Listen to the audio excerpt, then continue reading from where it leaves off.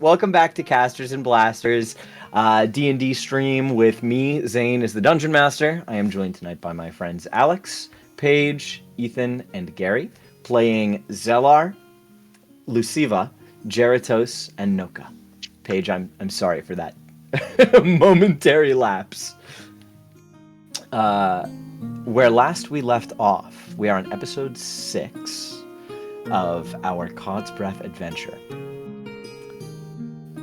The party has regrouped and got a lot of fun new things after their frightful and violent experience with a sea hag on the docks. The party has been here in Cod's Breath for a little bit less than a week. When they first arrived, they made some money winning a local tournament, helped some individuals who washed up on shore, buried some bodies from a wreck, and slew some harpies. On slaying the harpy, they were asked to also retrieve a canary, one of the precious pets of the individuals who washed ashore. They received this canary. No, macaw, I apologize. Marcy the macaw. They retrieved Marcy, got some items, sailed back from the Harpy Island, and our warlock grew suspicious of the bird, at which point he blasted the hell out of it, and its true form was revealed to be that of the frightful sea hag. Last session in particular, our party did happen upon a satyr in the town, got a bunch of cool new magic tattoos, and some interesting magical items that I'm sure we will see later. Ethan, I'll address this now real quick. I've done some thinking since our last episode, considered the pricing and balance of some of the things I sold you guys, and currently the pinky ring, your big gaudy gold pinky ring of blasting, recharges on a long rest. I've decided to make that recharge on a short rest instead. Oh, sweet. Huge. Very nice. So since it's just the one blast. Cool. After they had a friendly run-in with a Fey Wanderer, they had a deal with this Fey to pull a prank on the town's local CEO, mayor, whatever you may call them, Diabolus Greymane. It was a really interesting prank, and if you didn't watch last episode, I'm going to try to describe it as best I can. Zellar pretended to be Diabolus's dear daughter Celine. Luciva pretended to be Eddie, the fresh new beggar in town who was going to whisk Celine away. This absolutely broke Diabolus upon seeing this. There were some violent words exchanged, and Diabolus took who he believed to be Celine inside because his trust was called into question, at which point he explained to her a brief history of his actions in the founding of the town. His part in opening a Fey crossing nearby, using a token that he stole from these aquatic creatures that had settled in before. Opening this Fey crossing resulted in all of the beasts that have poured out into the forests around Cod's Breath that the people have been dealing with for decades. However, they also wiped out these aquatic, mysterious creatures, leaving the town still dangerous, but safe enough to settle. Geratos deepened his relationship with Celine in some intended ways, some slightly unintended ways. And Nokka and Tenna are preparing a big, hearty meal for the party. A traditional Goliath meal before everybody goes out into the forest. Tenna has already promised to go looking after Shinar, and he has requested that you join him. Lunch was planned so that everybody could talk about it. As you guys are chatting outside, Tenna has already returned to the house with the goods from the local market, and the smell of cooking meat, the sound of knife against wooden cutting board, and boiling water and aromatics are leaking from the inside of the house. You can smell them on the porch. Is there anything you guys want to do before lunch? You're just kind of chilling outside right now while Tenna gets everything made.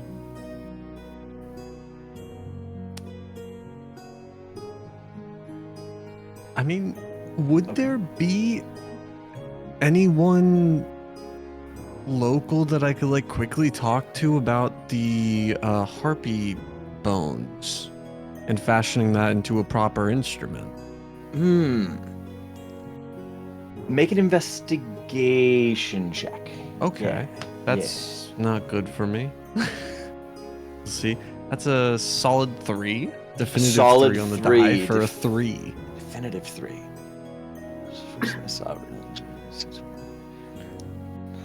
Nokka on wood. Nice. Sorry, reading Twitch chat.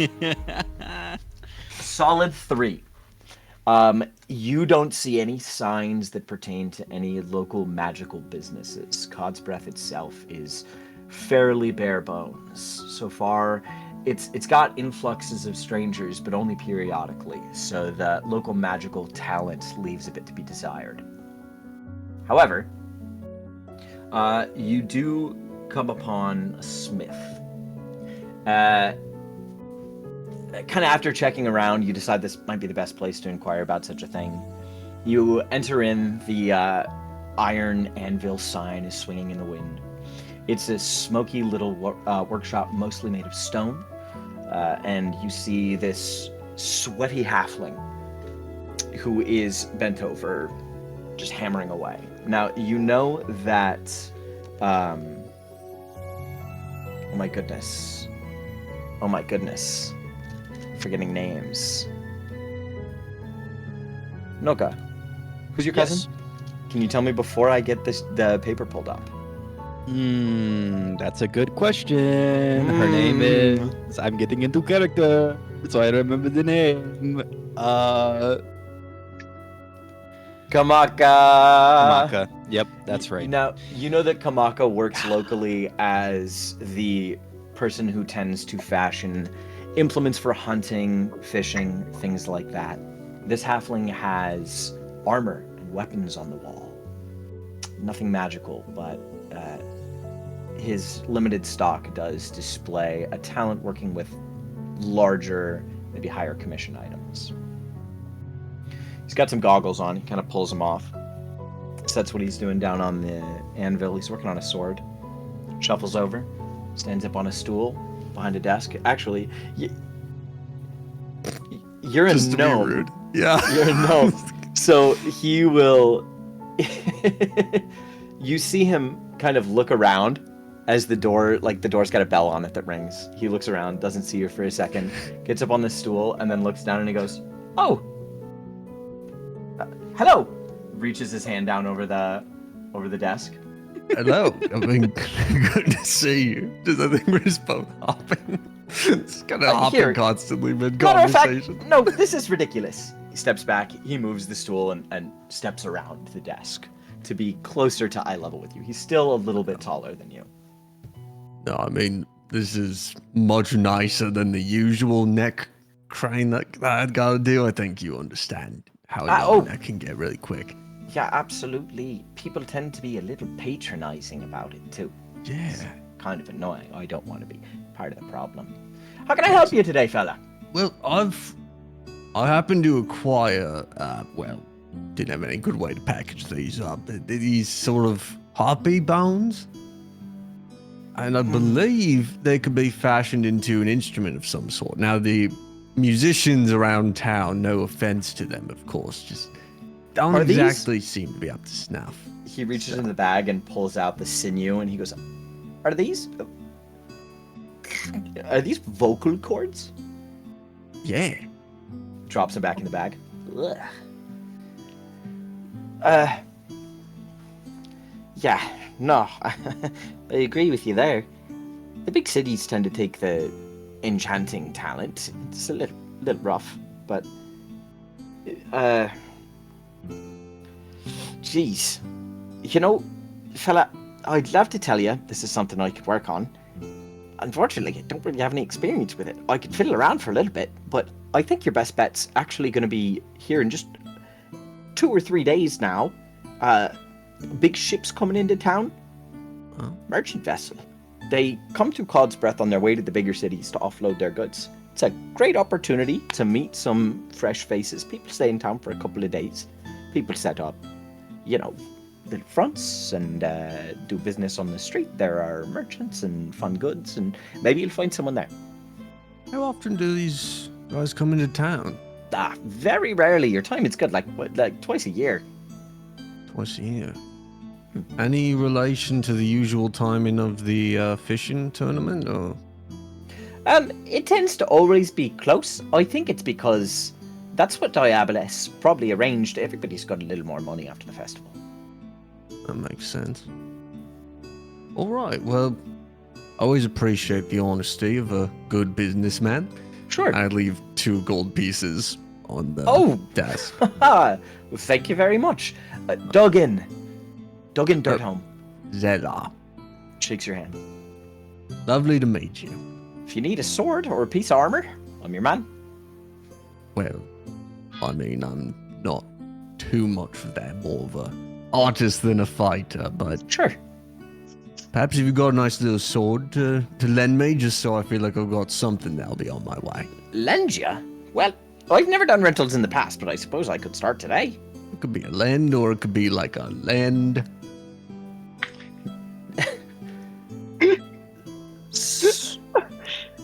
So, like a discount? Or... You know, I'm gonna be so honest. I don't even know what I'm asking for.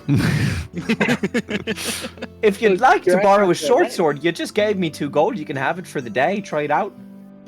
All right, little test drive. Sure. Sure. He goes around the desk. You hear the sliding of a door, the unlocking of a case, and he produces a nice double-edged short sword with a black handle.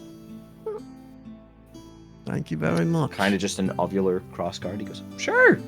No worries. Bring it back. Bring it back, or buy it if you love it. Will do. Thank Cool. you so much. Sure. I would step back out to Okay. follow for food. Okay. Is Zalar planning on having trouble at dinner? Like, I just anticipate trouble very soon after dinner. okay, fair enough. As Zellar walks into the house with a new, he gives you like a holster for it too. It's 2 belts. One goes across your waist. One cuts like right across your stomach and wraps around. And the holster's on your right side or left side. I don't know if Zellar's right or left-handed, but you get back. You walk in. At this point, everybody's inside. Luciva and Jaratos are set up at the table. Nokka is helping Tenna put some finishing touches on things. Tenna has a goat leg that's like on a big metal skewer with a wide base. It's like shawarma. It's been roasted and it's being sliced off the edge. He's got. Let me see. Hang on. I made a document for this.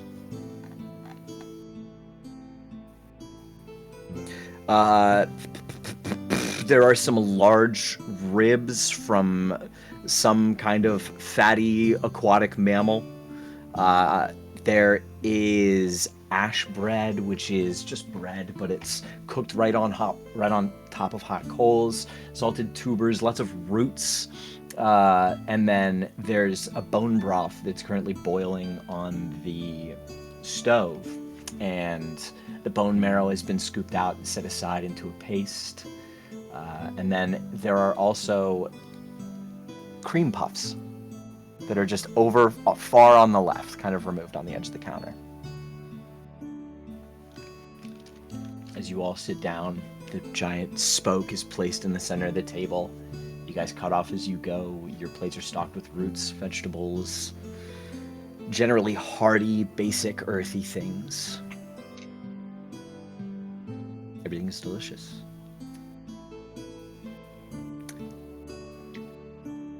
Tenna kind of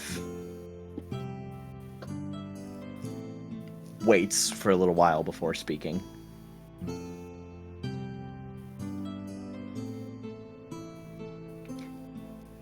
So,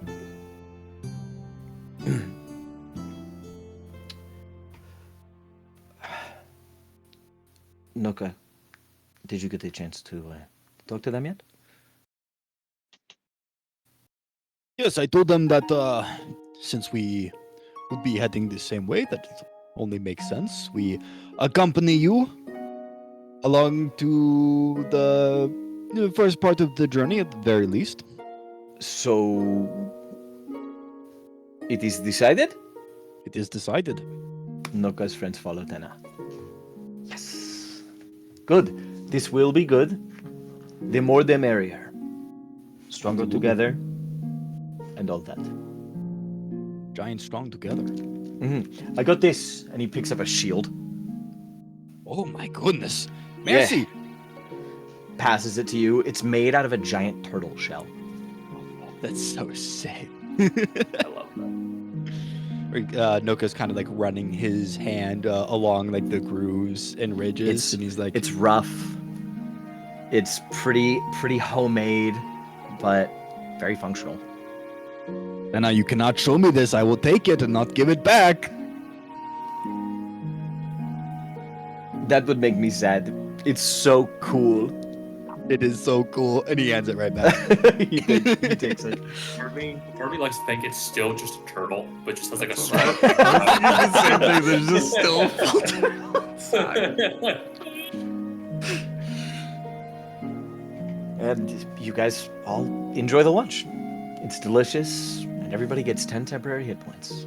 Oh, Right. nice. This is big lunch. What I say when it's big lunch, it's I mean, it's big lunch. big it's lunch. I must say.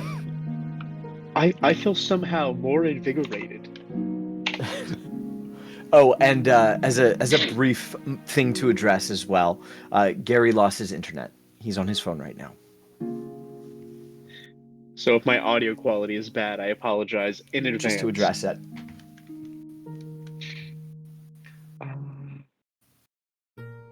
Jared was just halfway in the astral sea, halfway out right now. Just kind of like, My friends, I am trying to reach you about your wagon's extended warranty.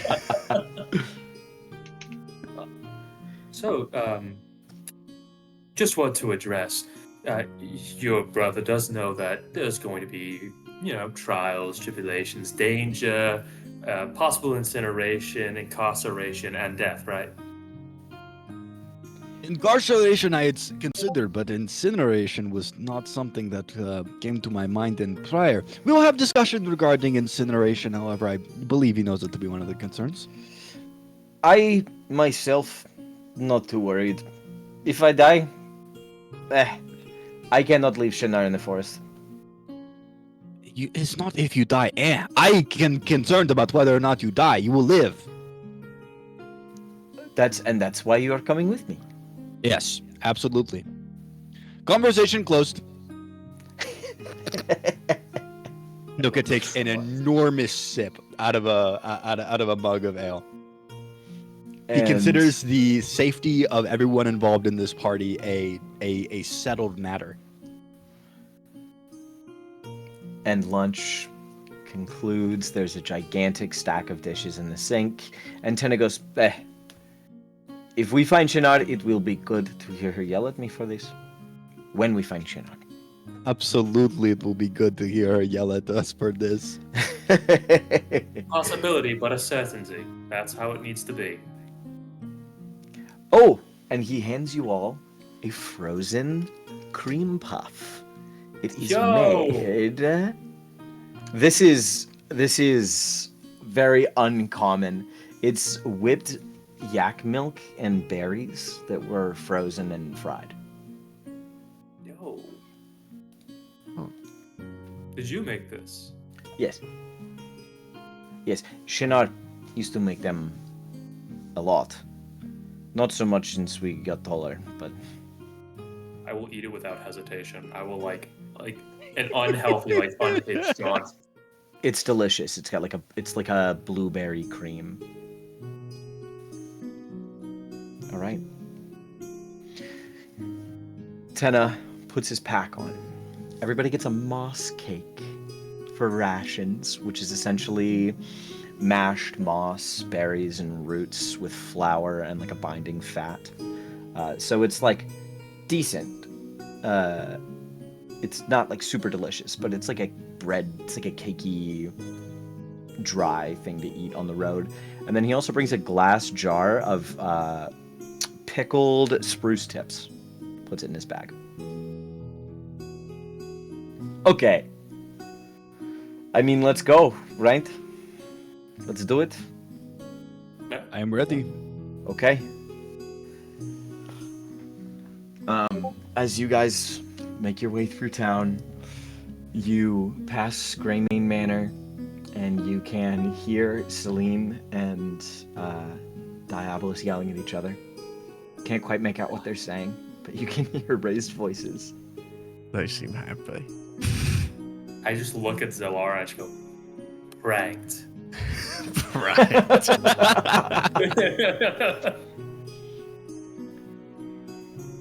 And you guys make your way out to the ferry trail just on the edge of town.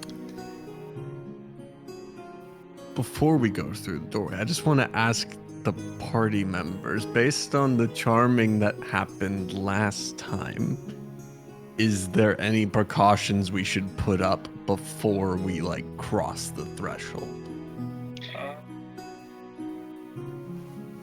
My friends, we are dealing with creatures of the Fae, so mayhaps to ensure that we do not lose one another within the mystical realm of the Fae Wilds, perhaps we should tie ourselves together so that we can remain conjoined as one party, as one team. You just want to use your bondage rope again? Is that what we're doing here? I just happen to have a rope on me. I don't know what you mean by that, my friend.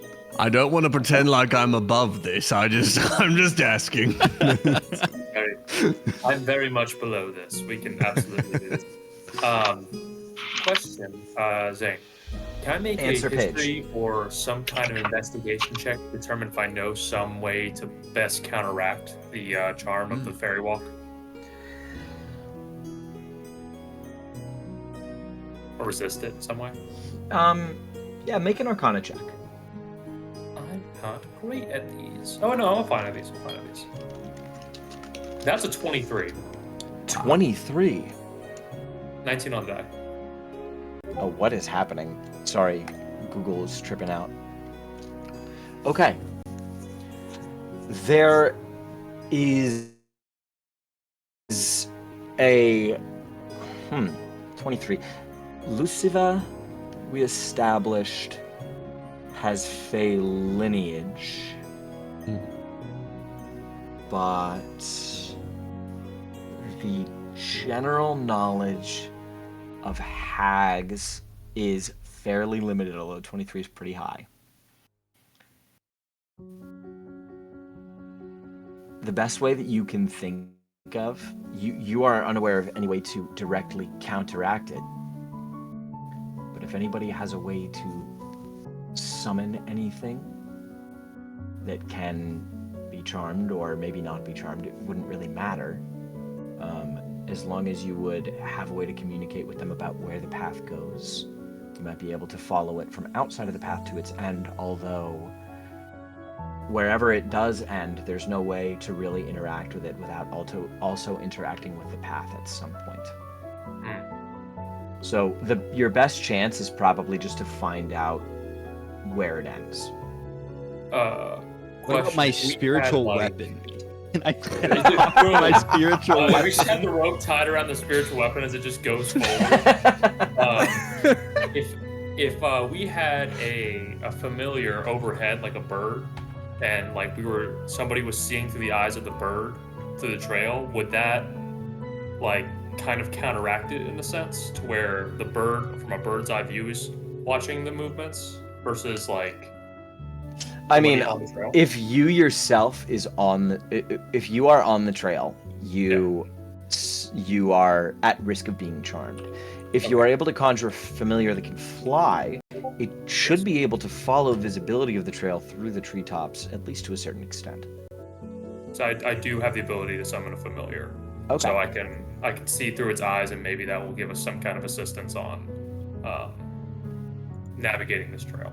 It would. Yeah, definitely. I will spend an hour conjuring my familiar while we're shooting the breeze and getting ready to depart then. Okay, cool. The ritual During is that going hour, on. Jeratos is just like very occasionally walking by and whispering like, "It should be a crow." Gary's back on his computer. Yes. The Let's go! The Lord Spectrum has granted me a boon of fresh internet. Gary, I Thank you, need you to son. say what you just said again because I was overwhelmed by positive emotions seeing that you were back on your mic and headphones. It's okay. I was every now and then Jeratos is gonna walk past Luciva while they're like ritual casting their familiar summon. They're gonna be like, "You should summon a crow. It should be a crow. Crow. It's a crow." I think it's gonna be a raven, but I mean, same thing. Like, really, it's literally the same thing. Anyway, I just love them because they can mimic stuff. You know, it's just like all of a sudden you hear a voice in the forest, you don't know what it is. Oh no, it's a crow, and then yeah, somebody behind you. So it's gonna be fun. It's gonna be fun. But I will make a crow. Okay. All right. The ritual concludes. You have a crow. They're actually I was gonna say a little one. They're pretty freaking big, dude. But you have a crow. There it is. Slightly transparent, spectral crow. It's a crow. Slightly transparent, you say? I do say. How curious of a detail.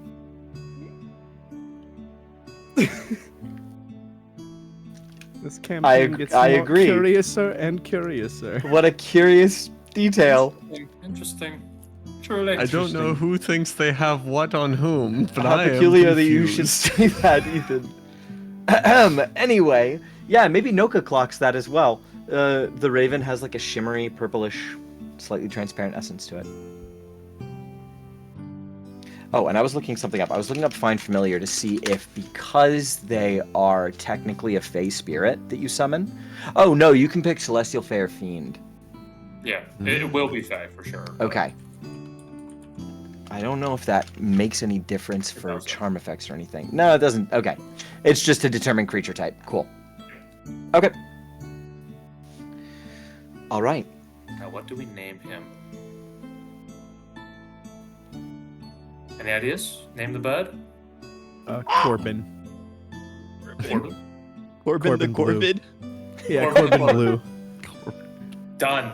Settled. All right, Corbin, you're up. And Corbin takes to the sky. Make a perception check for Corbin. I'll do that right now. Let's see. Hey, Crow, can 5e. you show Raven. us what Corbin sounds like again one more time? I didn't catch that. Maybe. Corbin. I think Zane's scared of Corbin. Okay. So That's Raven has a 22. 22. 19 on the die. All right. Wow. I didn't All know right. about you. However, Yeah, Corbin has. Let me actually. I'm gonna roll something on my end, real quick.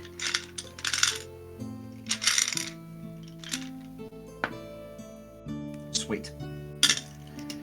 Corbin is able to keep track of the trail. Are you like using your senses to perceive what Corbin is seeing right now? Yes, I will basically just put my hand on Nokka and just have him be like the one like leading, and I'll just be seeing from Corbin's vantage. Okay. Are you guys going on the fairy trail? I believe so. Is that what we're doing, right? Gamers, is that a yes? I believe. what was the purpose of going on, like having Well, the bird? Was you it know so that we if don't you- go on the fairy trail? You rolled a high Arcana check earlier, Paige. If you go on the fairy trail, you're going to suffer the charm effect. You have to find out where the fairy trail ends and then march a Try to different way go there. around. Yeah. Yeah. Oh. So that's I assumed that's what Corbin was doing right now, but don't. That's what I thought we were doing too. Oh, thank you, Liam. I didn't know going around was an option, but yeah. I mean, yeah, there's the fairy trail and then there's the deep woods around it. You just have to find where it ends. I don't like how he said the deep woods. I don't know, I mean, we got I mean, Nokka. Like it's Nokka rough should be back able there. to handle woods. Yeah, he's our domain of nature cleric. no Yeah, bad spot in exactly. those With woods. like no nature skill whatsoever because it's linked to intelligence. Dude, that's the funniest thing. That like, It's like so stupid. like the nature class uses wisdom. Yes. You guys hearing So- any music right now? Not the moment. None. I got muted it just that way. How I don't think it peculiar. echo off me. It's Oh not no. Oh, there it muted on is. my It's end, back. but We're good. yeah. Oh. Okay, So so- it sounds horrifically Okay, ominous. so- I say we go a different. No. So the plan is either to go down the ferry trail or to try and use Corbin to like look for some kind of alternate route around it. That's my understanding. That's the plan. We were told that taking the ferry trail is going to basically inevitably charm us. Yeah. I mean, unless it'll we make go you make a around. have save. You might not Yeah. get charmed. I have a have- +1 wisdom, and because it's not a spell, I don't get my advantage. So that's why I was charmed until I believe one of them attacked me. I don't get to make saving They just throws. dragged you off the ferry trail. They Yeah. dragged you Oh. back to town. Mhm. Because if you I- succeed on the charm, you're immune to it. Yes, I have 24 hours. advantage. I have advantage on saves against specifically being charmed. So Elf my type yeah, elf type shit. I'm okay with going on the trail, but I understand why people are hesitant to to step in that ferry trail. It's basically an immediate pass-fail. Like, if you pass, you're good. If you fail, it's immediately rough. But on the bright side, in my backpack, I do have the rope of just in case, also known as the rope of climbing, or in this case, the rope of dragging 6 feet behind me. Nokka, I should probably say, I think it would charm me. I think it would work. you would also probably on me. probably be charmed. Mm-hmm. He's a big boy. So deep woods is what I'm hearing. We go deep woods. Yeah. Woods, deep woods, deep woods. I think deep All woods. right, is let what us see how people deep want these here. woods truly are. Luciva, you are looking through Corbin's eyes as he follows over the path.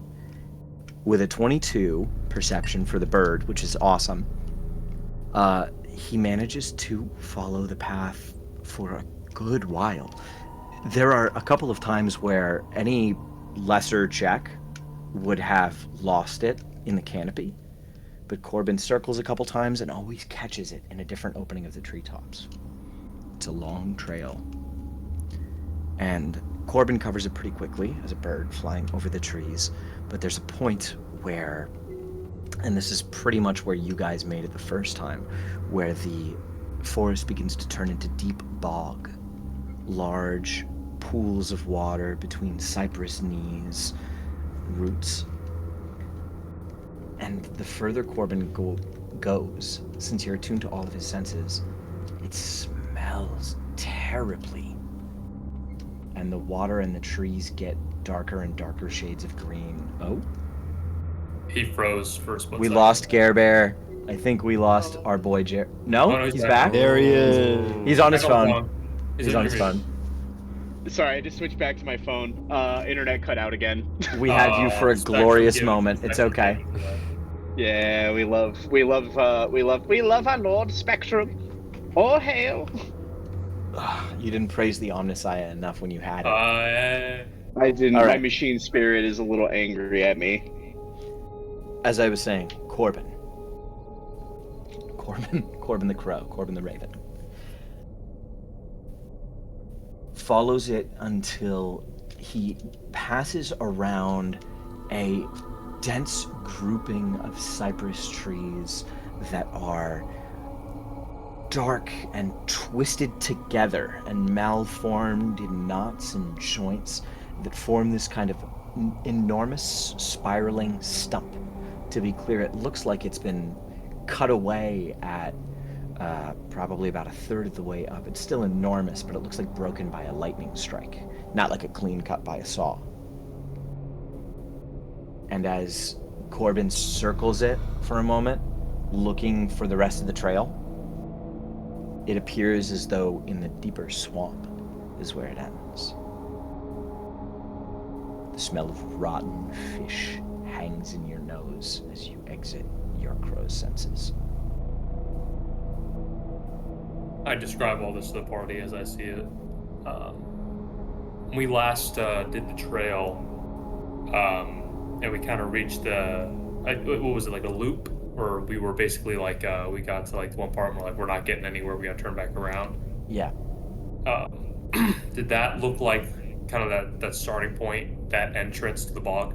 It's where it started to get boggy, yeah, and then you had to go like a good chunk into the bog where it started to get dark and show signs of decay. There was wreckage and trash in the water. I'm not trying to say if I was an evil hag, that's where I'd be. But if I was an evil hag, that's where I would be. I am no expert on the Fae, but I do believe that they are known to frequent swamps and bogs. Yes.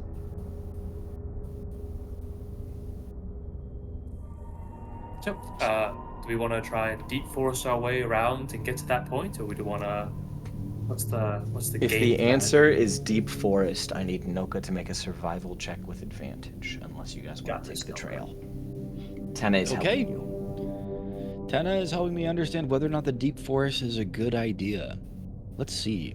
Right click with advantage, roll it. You got this. Out of the two of them, the better one is a 10 with a plus 6, making it a 16. Okay. Okay. Okay, that gets you over an increment. All right. As you guys begin trekking off into the forest, I'm gonna make a roll now for, because you did pass a 15, so this won't necessarily be terrible, but also won't be great. Oh, I need a D4.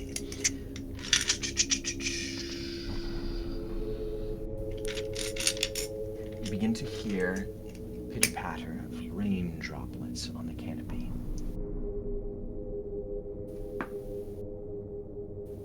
Okay.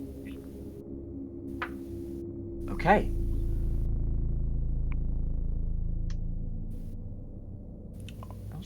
Why don't the rest of you just roll a survival check for me, or a nature check? I see no way this goes wrong. Dude, 19. Okay.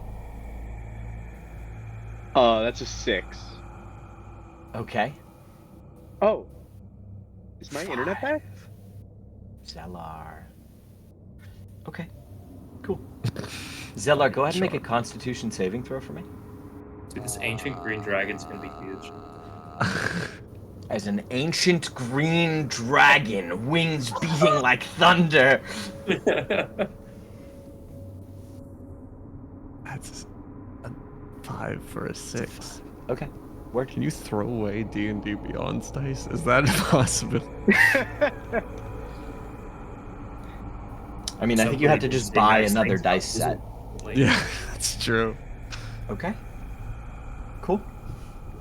Do I also need to make a con save? No. You do not. Okay. I only needed the lowest number for one of you. Got it. Okay. You continue to trek through the forest with the help of Nokka and Tenna, avoiding deeper bogs and pitfalls, getting caught places. There are moments where you have to climb or circle around large portions. And as you get into the bog, it becomes very difficult. There are sections where you have to march through this disgusting water up to your hips. Your boots get caught in thick mud. The rain brings dirt from the canopy down onto your heads. The dark clouds impede the light from the sun. And the deeper into the bog you get, the more a gentle fog begins to roll in. Sorry. Go ahead and everybody make a perception check for me. Can I, sensing that this might be the time to look for something, can I cast, Hunter's Sense on, Nokka? Yeah, absolutely. Basically just reliable talent, but for a perception check. Yeah, anything below a Alright. 10 counts as a 10. Yep.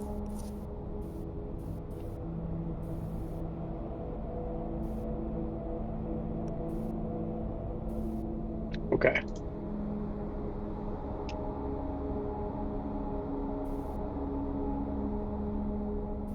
What do we got?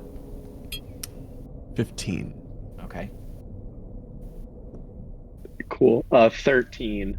Okay. Okay. Nokka. I'm sorry, I lost you for a second. What am I rolling? Perception. Cool. You guys trudge through the bog to a point where the water begins to darken and remains of things hang around you. 17. 17. And you kind of hunker down and you feel that now is a good time to check your surroundings as you feel like you're getting closer. The nobody rolled too low, even with a 9 on Luciva. And I don't know if Jeratos rolled lower, but I think everybody. No, Jeratos had a 13. Yeah. Yeah. Everybody sees the splashing within a particularly long and winding channel of water nearby you. You see. What would it be of?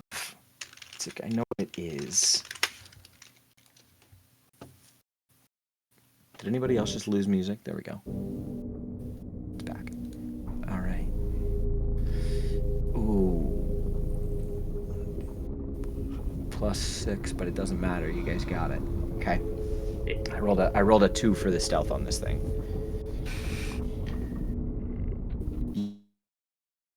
You see it's so difficult to make out what it is. You're not sure if it's an invisible creature or what, but it does appear as though it's a reflection of the sky and the canopy moving through the water in kind of an upright position. You can see the inverted sky and canopy in it. And you see it disappear below the water. So you know that there's at least one thing out here as you get closer. Would you guys like to proceed stealthily? Yeah. Yeah. Yes. Yes. Yeah, I like to make as much noise as humanly possible. Stealth.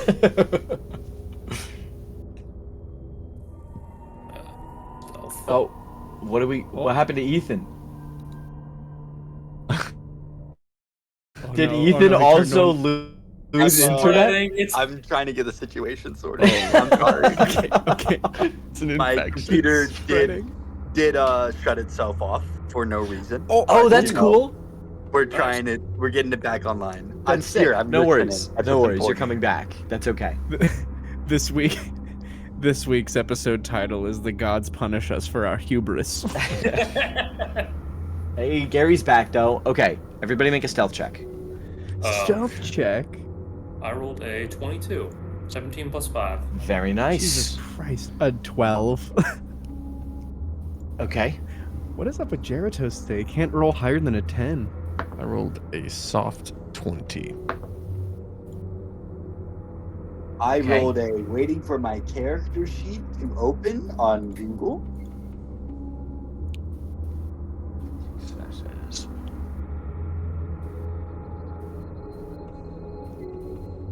At least we're back on our computer now. That's what's important.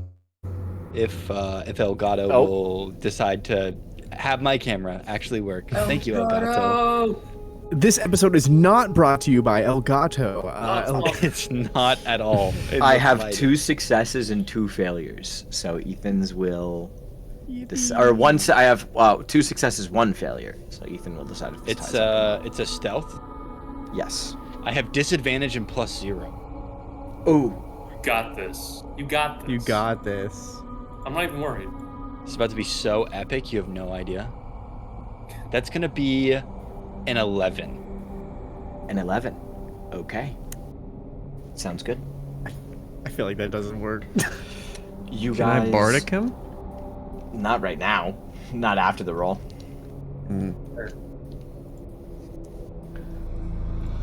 As you guys move deeper into And the Bardic swamp. after the roll. I would like just to clarify. Bardic is before or after the result. Bardic is not a reaction. That's about him I will- using it before or after the result, not receiving it before And- or after the result. I will also double rules lawyer. The bardic inspiration also has a somatic component, so you have to talk to bardic, and you can't really stealth bardic inspiration. I was thinking about guiding Nokka, but then I just got like the Baldur's Gate like. Yeah. Ah! Apologies that our cameras are absolutely devastated on Twitch right now, by the way. Whenever Ethan comes back, we'll be set Trying straight. so hard, but my webcam is not trying as hard as I am. You're good, Pimp. I think Liam might have just interjected to replace things. Yes, he did. What a king. Good. Okay, we're in the wrong character positions as far as names go. Yeah, But it's who fine. who am I right now? I must know. You're in no, you're in Luciva. Top row's no, correct. it's just yeah. Jaratos is in Nokka's spot. Okay, Design Nokka. Planned for You guys- Gary having problems, not Ethan. Yeah. the rain is coming down to a torrential point. As you proceed deep into the fetid swamp, you approach the old stump, and you are able to make out on your approach this creature. Hey, he's back. This creature that, now that you can see it out of the water, literally looks like it's made of fractured panes of glass, shifting abnormally through the air as it communicates with a myrmidon,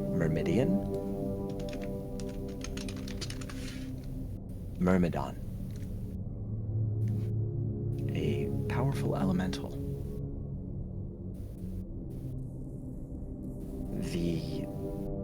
They exchange. None of you speak Auran, do you? Auran. They exchange chittering words, and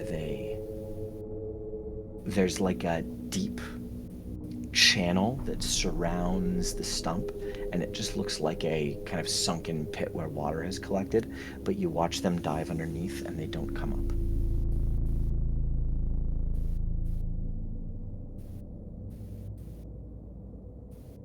This is it.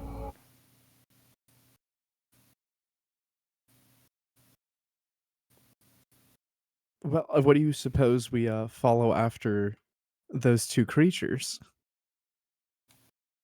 I mean, I'm game. I'm fine for whatever. All right, everyone, deep breaths. And Jaratos just takes like a really, and then just like, oh, actually,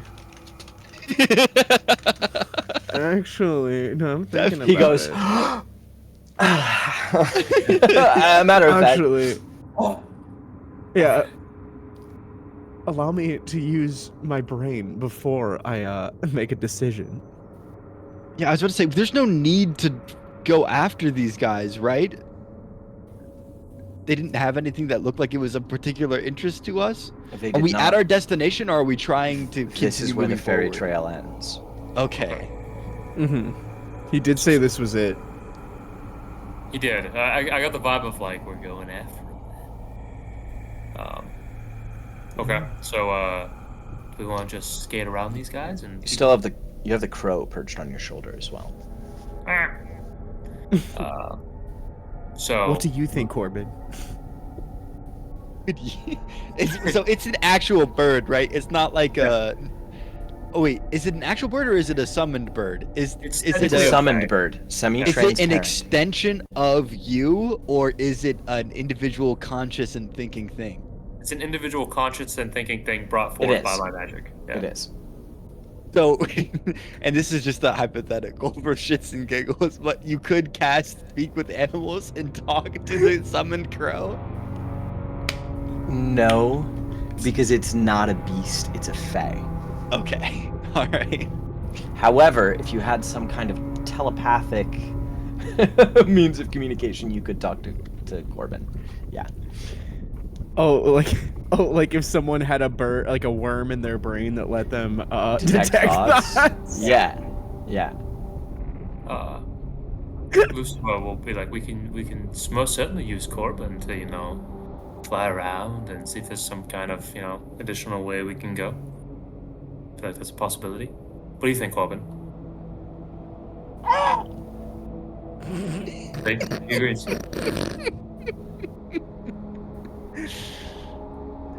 Oh man.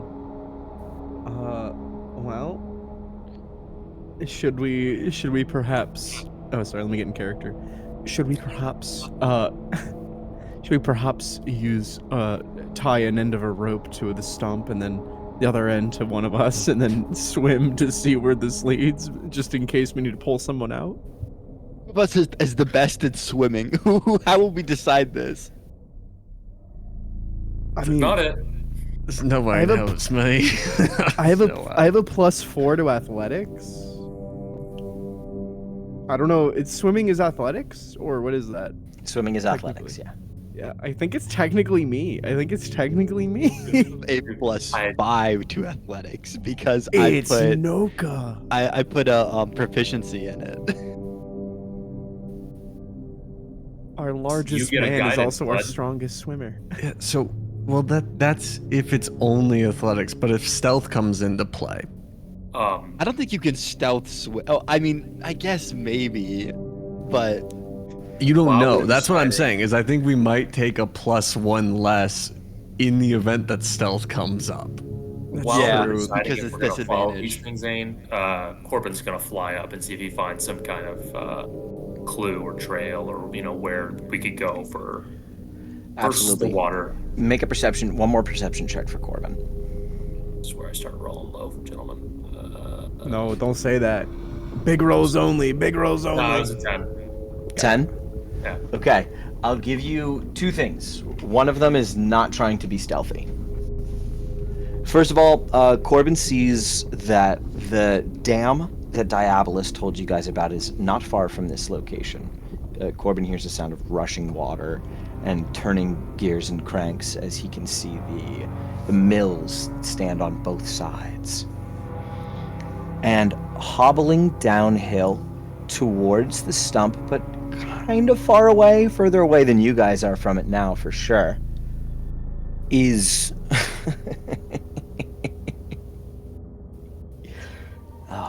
what to describe on a 10?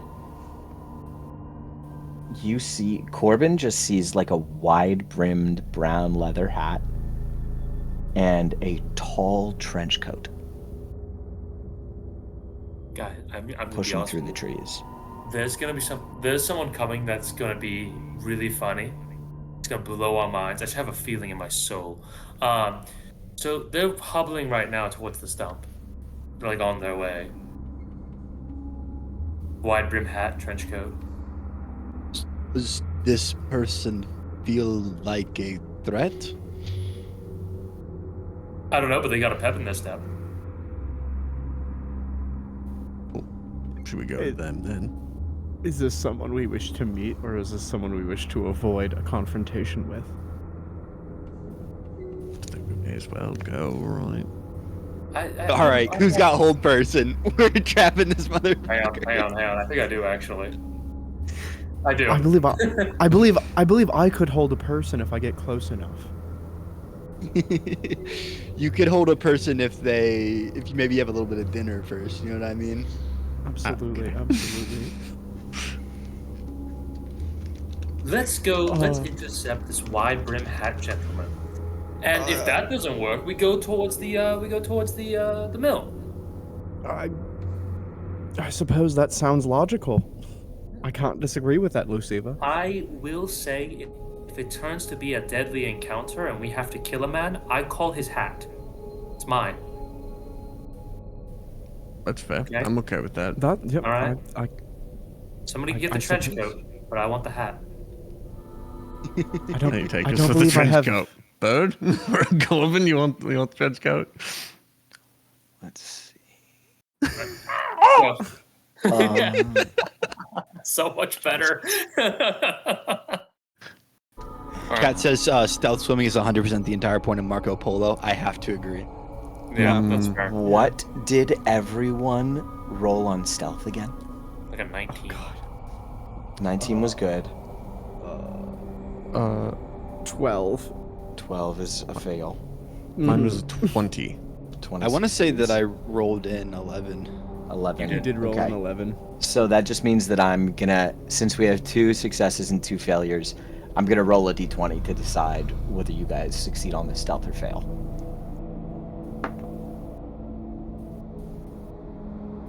As you guys push through the forest, staying low in bushes,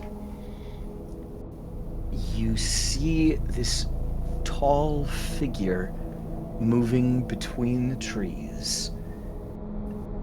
They look spindly, wiry. The coat hangs loosely around them. Very tall.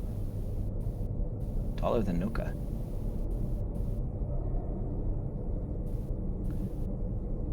The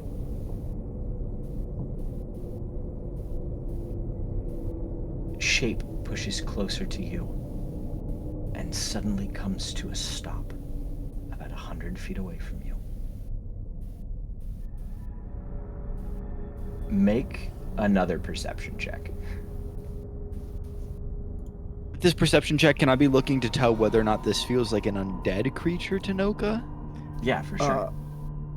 I just got a 22. Okay. I just got a 22. Okay. 13. Okay. 13, okay. Big ol' Zellar? 7, Yeah. huge. Okay, well, between Zellar was not looking. or not Luciva, but Jeratos and Nokka are looking, and you guys see that this thing stops because it appears to have seen you. It's facing you, and you take a look at it, and you notice that its movement, its top half is unstable. The brim of the hat is pulled low over what would be the face. You don't see any hands protruding from the sleeves. It's 3 raccoons in a trench coat. It's 3 cobalt in a trench coat, I swear to God. It's the Spoon Man. And you hear, "Hey! What are you doing over there?" Oh, so it is 3 raccoons in a trench coat. Okay, sweet. This is Jared. so perfect. Jericho's just kind of like a little softly. He's like, what, should we answer him or? You need to get out of here. It's dangerous in this swamp. How do you know? You said, "How do you know?" Yeah. Because I live out here. Why? And with your 22 perception, Jeratos and Nokka, you Yeah. hear the sound of like very, very quiet whispering bickering underneath this speech. As he says that sentence in particular, right after it finishes, you hear like, Damn it, Greg. "Because..." You said why? Yeah. Jeratos, were you gonna do something? No, I'm just listening. Okay. I'm just listening. Because, I like the forest. But it's dangerous, so go home now! I think that's Al Gore. Is it dark in this swamp right now? Is that why we can't see them more closely in more detail? It's raining heavily and there is fog. Okay, cool. I'm gonna take a second to cast the cantrip light. I can touch one object that is no larger than 10 feet in dimension until the spell ends. You know, the object sheds bright light in a 20-foot radius and dim light for an additional 20 feet.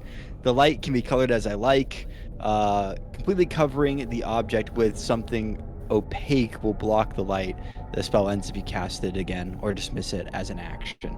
Okay. So I guess I'm just gonna like, I don't know. There's like a stone on the ground or something like that, probably. Yeah, definitely. So I up a grab rock. I grab a rock, I cast light on the rock, and I'm just Mhm. gonna toss it at the feet of this cloaked creature. You give it a throw. It spirals through the air, and you watch as the trenchcoat creature takes a sudden step back as it lands right at their feet. It illuminates up.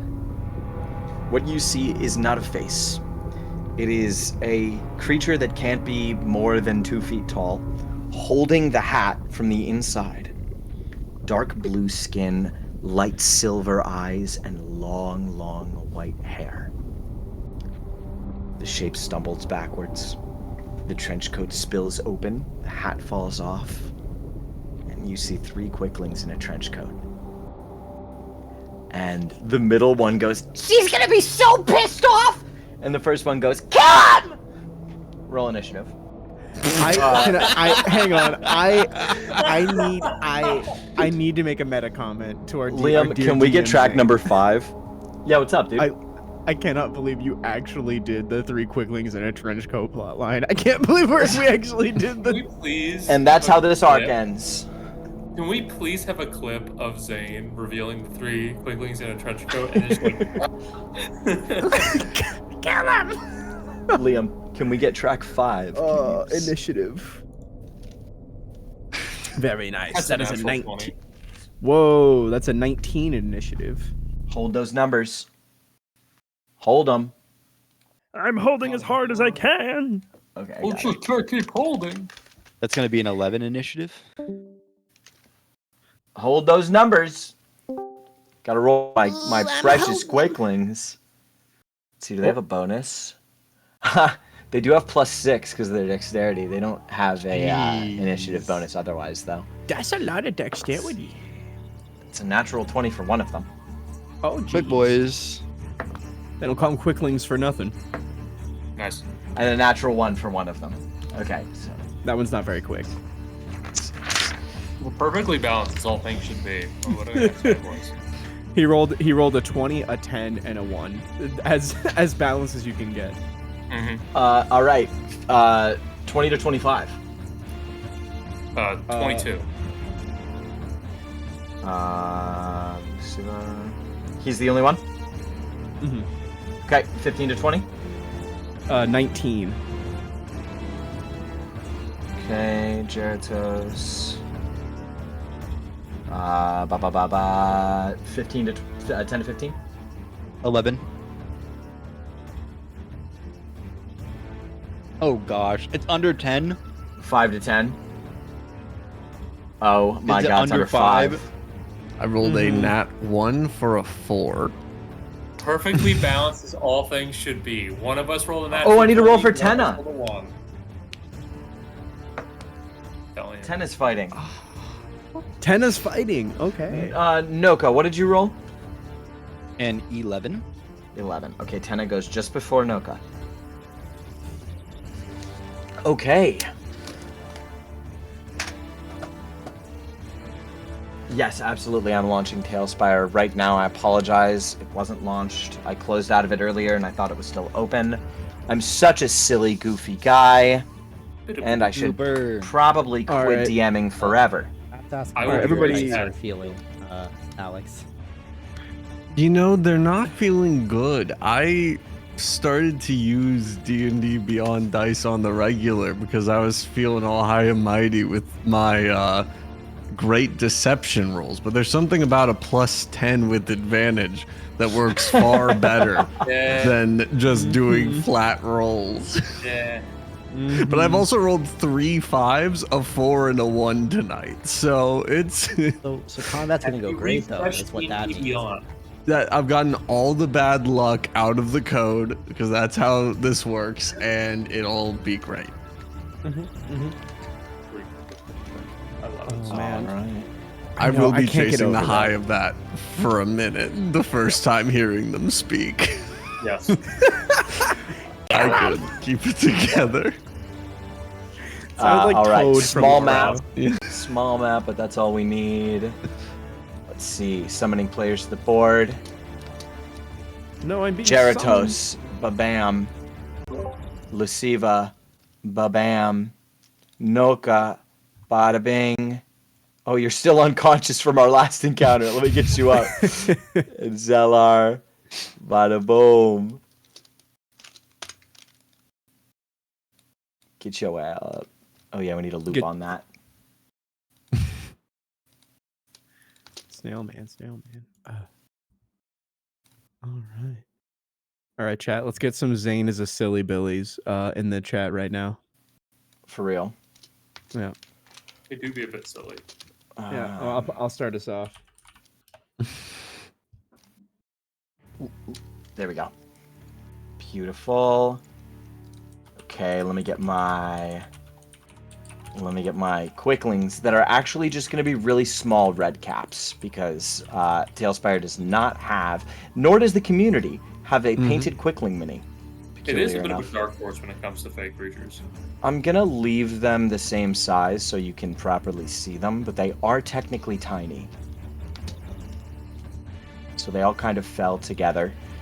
Their quote unquote leader, who was the head and the one who was speaking, rolled a natural 20 on initiative.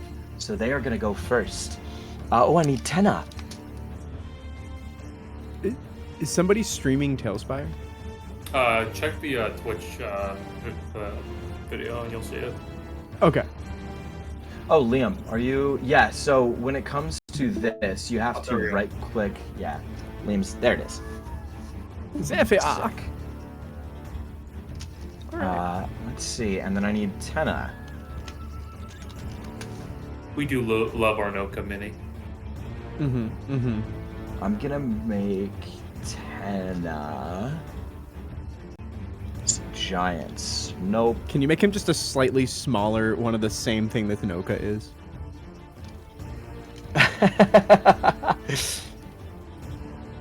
You know what? I'm about to. Let's see. No, I'm gonna make him a bugbear. Nice. I am gonna shrink him though. No, I won't shrink him. He's tall. He's not quite as tall as Nokka, but he's definitely tall. Okay. Our first quickling is gonna go for. Let's see. Assessing the situation. It was Nokka and Jeratos. Who was the one talking to them? Luciva. Okay. He's gonna go for you. Speed at 120. He's gonna just appear behind you. Basically, just teleport behind you. And he's gonna make 3 dagger attacks against you. Oh my. At lightning pace. Let's see. Wabam. That's a 24, Yep. an 11, No. and a 22. Yes. Okay. Oh, I need mine. 4, 10, another 10. Holy, 20 points of piercing damage, max on both. Dear Lord. Oh, Those 10 Luciva. HP really came in handy, I will say. Big lunch, big win. One big And- lunch will keep you from getting stabbed. That brings us to Luciva's turn. As Luciva just gets daggered, just stabbed, they'll turn around and be like, ah! Oh my god! What the fuck? Run on! No. Fuck you guys. And he'll just point backwards to where the other 2 quicklings are and cast Uh-huh. Shatter. So These I need 2 in front of you? concentration from both of them. Okay. Con modifier. They do have a modifier. Crazy. All right. Con save for the first one results in a 5. Well, Con save for the second one results in a soft 20. Natural succeeds. 19 plus 1. The one that fails takes 17 damage. The one that succeeds takes half. 17. So this one is dead. Just explodes. They're tiny creatures. The shatter just causes it to straight up erupt. This one takes 7 damage. And it's bloodied. It would be half to 8. Right. 17. You did. Yeah. Wait, how much damage was it? 17. 8. 17 damage. Heard that. 17 damage would be Okay. half to 8. My It's fault. looking rough. Jeratos, you're up.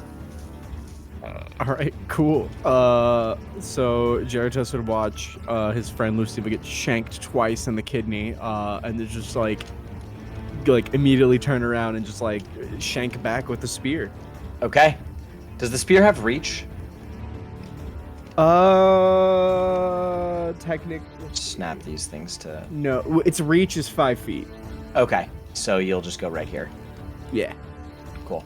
I will pile in, as they say, and then we will.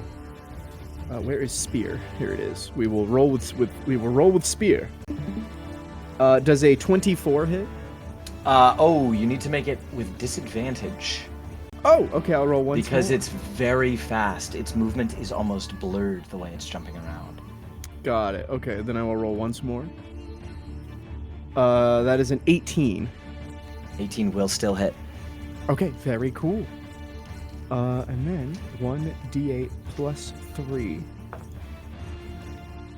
So it is going to take 8 piercing damage from my spear. Nice. And then, let's see. So that was attack number 1. So let's just, you know what? Let's just go ahead and do it one more time. Let's just go for that disadvantage. Indeed. All right, here we go. That's a 23. Yeah, that'll hit. Yeah, okay. And then let's just, that's 5 extra damage there. Okay, nice. So that does a total of 13 damage to this thing. Yes, it does. Yeah. Is it still standing? It is still standing. All right, then we're going to use my bonus action. Okay. And we're going to make a unarmed strike. Okay. And then I need to also add 1, because I did read the tattoo just gives me a passive +1 to unarmed. Yes, it does. Yeah, so let's do this with disadvantage and roll. Let's see. So that is a 21. Yeah, that hits. That was disadvantage. That definitely hits. Yep, so then we'll do 1d8 plus 4 now. So that is an 8 damage with my fist. It is dead. You stab it through like its tiny leg. It just gets cut, lands on the ground, and you, with your fists, you literally just punch it twice, and it's like a bird. It's just broken. So that one is dead. Yep. And then with, I guess with my remaining movement, Jeratos will just turn and charge straight towards the next one. Okay, what's your movement? I have 40 feet of walking speed. So you go 5, 10, 15, 20, 25, 30, 35. We'll get you within melee of it. Yeah. Okay, sweet. That brings us to Tenna's turn. Tenna's got 30 feet of movement. We're gonna go 5, 10, 5, 10, 15, 20, 25, 30. He will get in melee. Let's see. And he's just gonna swing once. He's got one attack. He's got a sword. Old family sword. That's cocked. Oh my god, that hits! With a 21. He will be Go bloody China. on his Oh, first it's got... adventure. Wait, it's got disadvantage. That misses. Why No, would you do that to me? That Why would you- misses. Why would you steal that joy from me? He takes a Gave really us hope. solid swing. But yeah, it misses. It's really difficult to hit these things. He expresses frustration in a grunt. Nokka, you're up. Cool. I want to do what Nokka just did, but better. You mean what Tenna just did? Yeah, sorry. I'm gonna Yeah, do what no, you're Tenna good. just did, but better. Okay. You want to get within melee? I do. Yeah. 10, 15, In flavor, 20. Nokka is like charging this little quickling. He's dragging his mace on the ground behind him, and then when he gets up to the guy, he's two-handing the mace and swinging it upward like a baseball bat. Go for it. punting this creature. Roll to hit. Does have disadvantage still. Does have disadvantage still. That's gonna be a good old regular mace strike. No, it's gonna be a regular mace strike. So rolling to hit with disadvantage. Oh I rolled a 19 and a 2, so No. gonna take the 2 here. It's gonna be 7 to hit. It narrowly dodges out of the way of your mace. Anything with your bonus action? I don't think so. I don't Okay. know. I mean, I have the ring, but I'm not gonna use it right here. So. In response, the Quickling will make a physical melee attack against all three of you. You, Tenna, and Jeratos. Is this bludgeoning, piercing, or slashing damage? It is piercing damage. I would like to use my reaction. I would like to use my reaction to. Sorry, let me pull that up really quick. To redirect blow. Or actually, yeah. Yeah. Yeah. To redirect the blow. Gyarados pushes the blade away at Nokka, who then gets stabbed in the chest. It's Tenna's first adventure as the blade gets redirected right towards his eye. Let's see. Can you read the full wording of that to me? Yes, deflect attack. When in it. Oh, actually, it depends on if it hits me, so I have to wait and see if it actually hits. Can you read it to me anyway? Yeah, when an attack roll that includes bludgeoning, piercing, or slashing damage hits you, you can take a reaction to reduce the attack's total damage by 1d10 plus 8.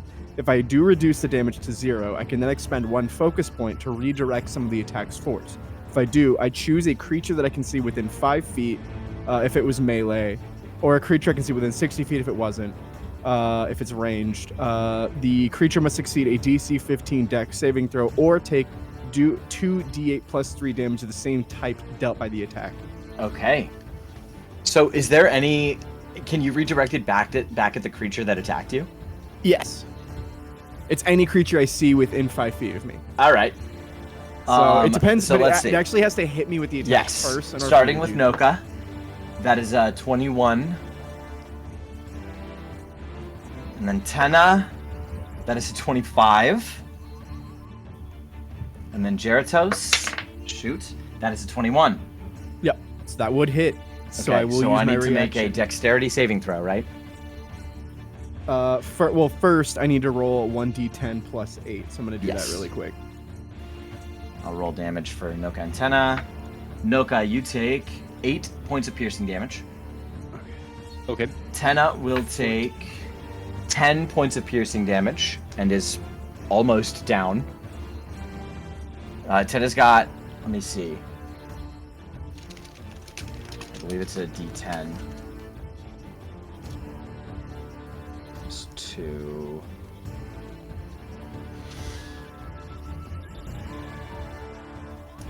Yeah.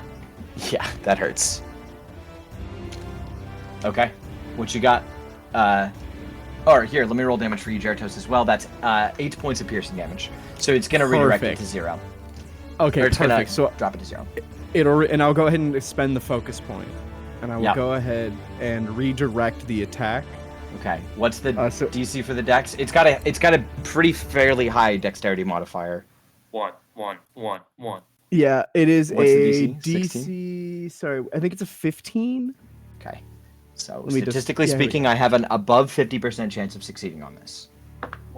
And I do. That's a 17. Damn. Okay. So I take no damage at least, but I can't Yes. deflect. I still and then I still expend the focus point, I believe.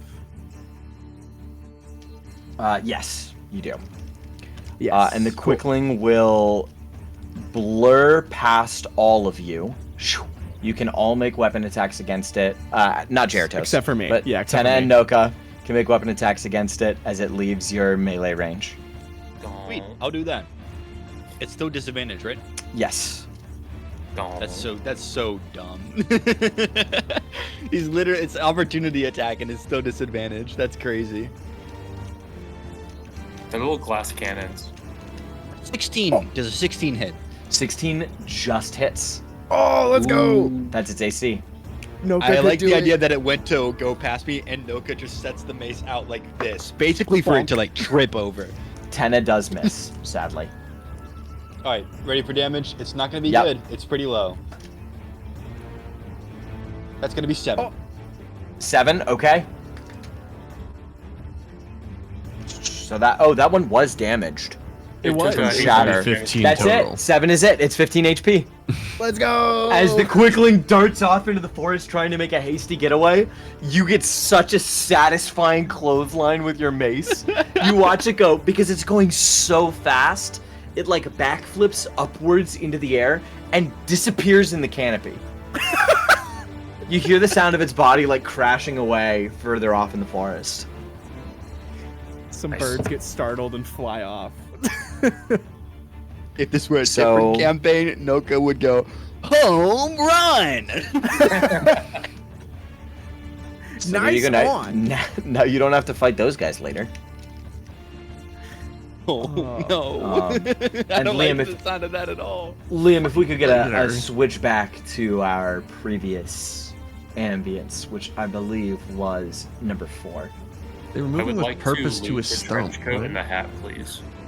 Ladies and gentlemen, this is ambience number 5. Cool. You take the trench coat and the hat. They're decently good quality. Definitely stolen. Nice. Oh man, Got my Jeratos is big hat Logan build. I'm set. well. And you That guys head that takes care of back. that problem. Now, where were we going again? The giant, twisted, gnarled, rotten stump of cypress trees that have formed a single cancerous growth. There. Yeah, that sounds like a good place. I'd hate to be that guy. Can I have a short rest real quick? Can we take an hour, just kind of recuperate, get our feet underneath us? I did get stabbed twice.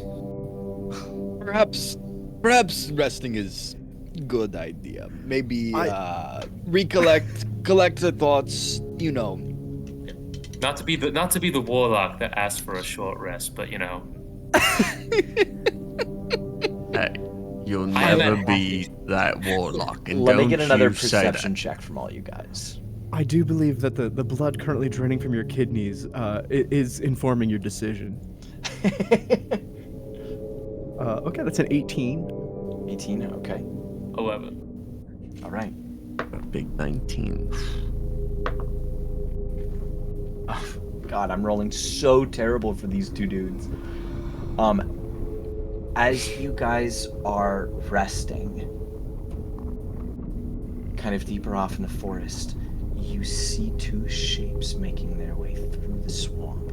One of them slithering like an enormous snake, and then through the fog and rain, you are able to make out, before they see you, the water myrmidon and the creature of shattered glass.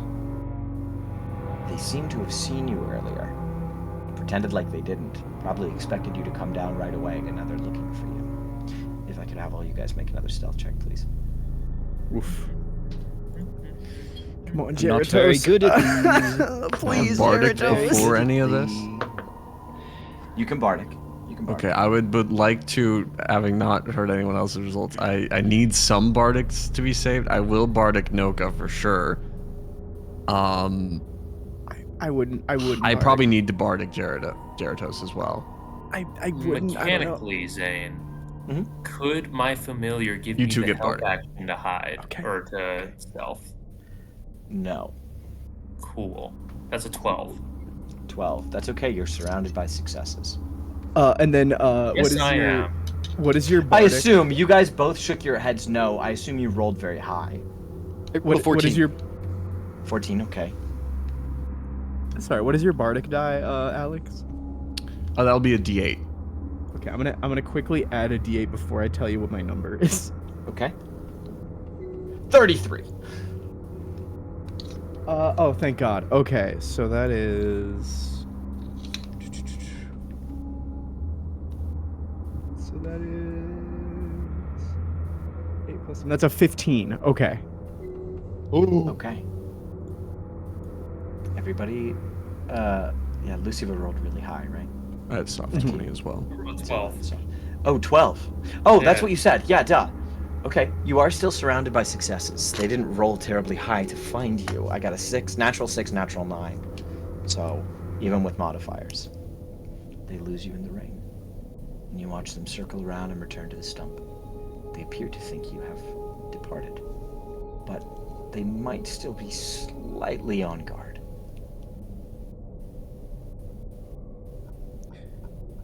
Did we? You really guys quickly, can conclude your short rest, by the way.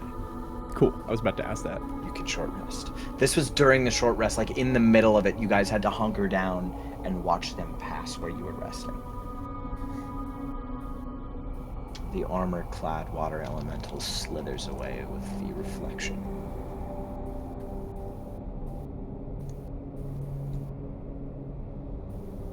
You finish your short rest.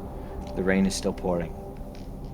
We're unsure if this torrential downpour is localized and ongoing or not, but it doesn't show any signs of ceasing.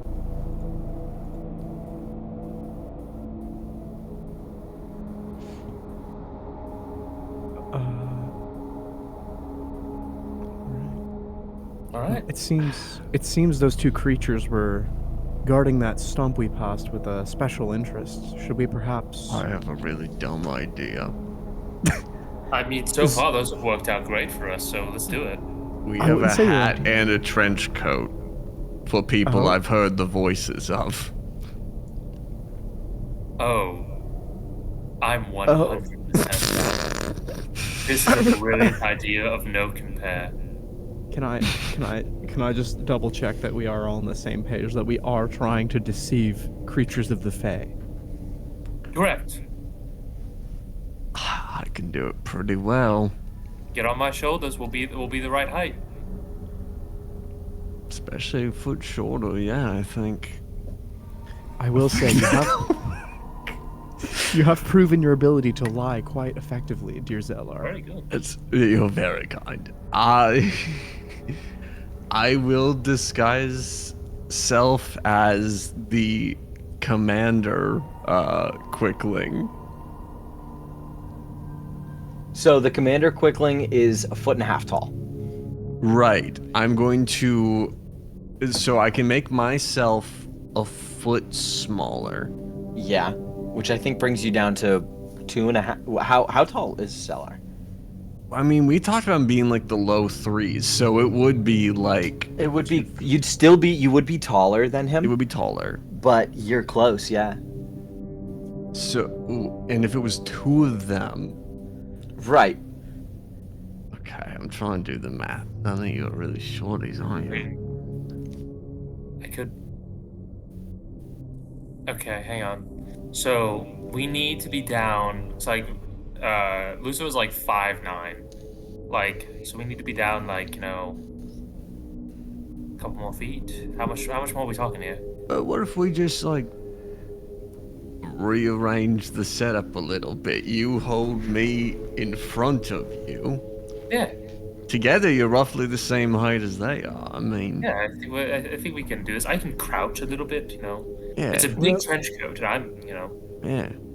Well, I think we can work this out. if I may, they already are aware of our presence, as it seems as though they were looking for us. Perhaps instead we should use this disguise as an opportunity to trick them and lull them into a sense of security to then strike. We pretend you're prisoners. You Okay. have rope. We you have- have rope. I do have a magical rope.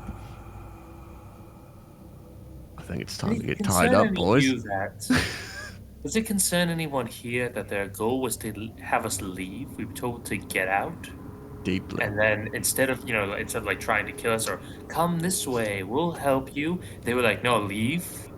And then we caught on that they weren't like people, and then that's when they attacked us. Not so much that they tried to capture us or like immediately kill us. They first tried to get us to Vamoose.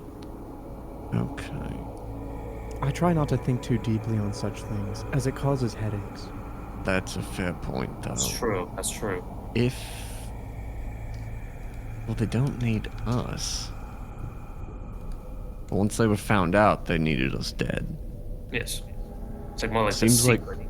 Fae in general don't like to be known here, though, so that doesn't seem abnormal on its own. Maybe you're right. Maybe the prisoner thing's at the wrong angle. Maybe you guys just take the opportunity to get ready to strike. Well, yes, perhaps we can lull them over. Perhaps you could pretend to be in distress as that commander. We do have 2 fresh corpses behind us. True, though I don't know if I could sell the part without the... Oh, I guess I could. Perhaps So I bring think- them closer for an ambush. Best bet is to... I'm going to just, as the commander guy, put on the full trench coat and the floopy hat, and then just run in. Okay.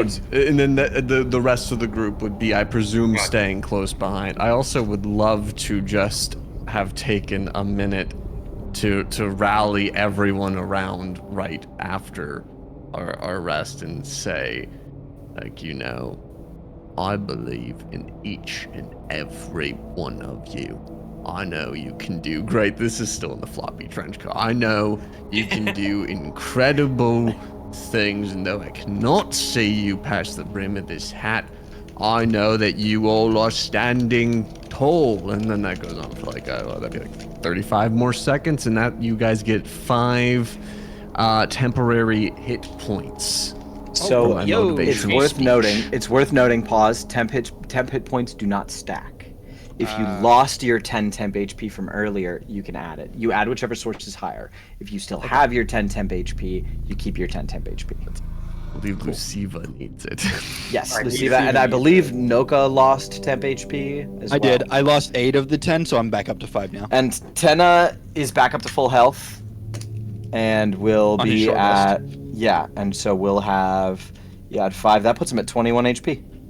Pretty good.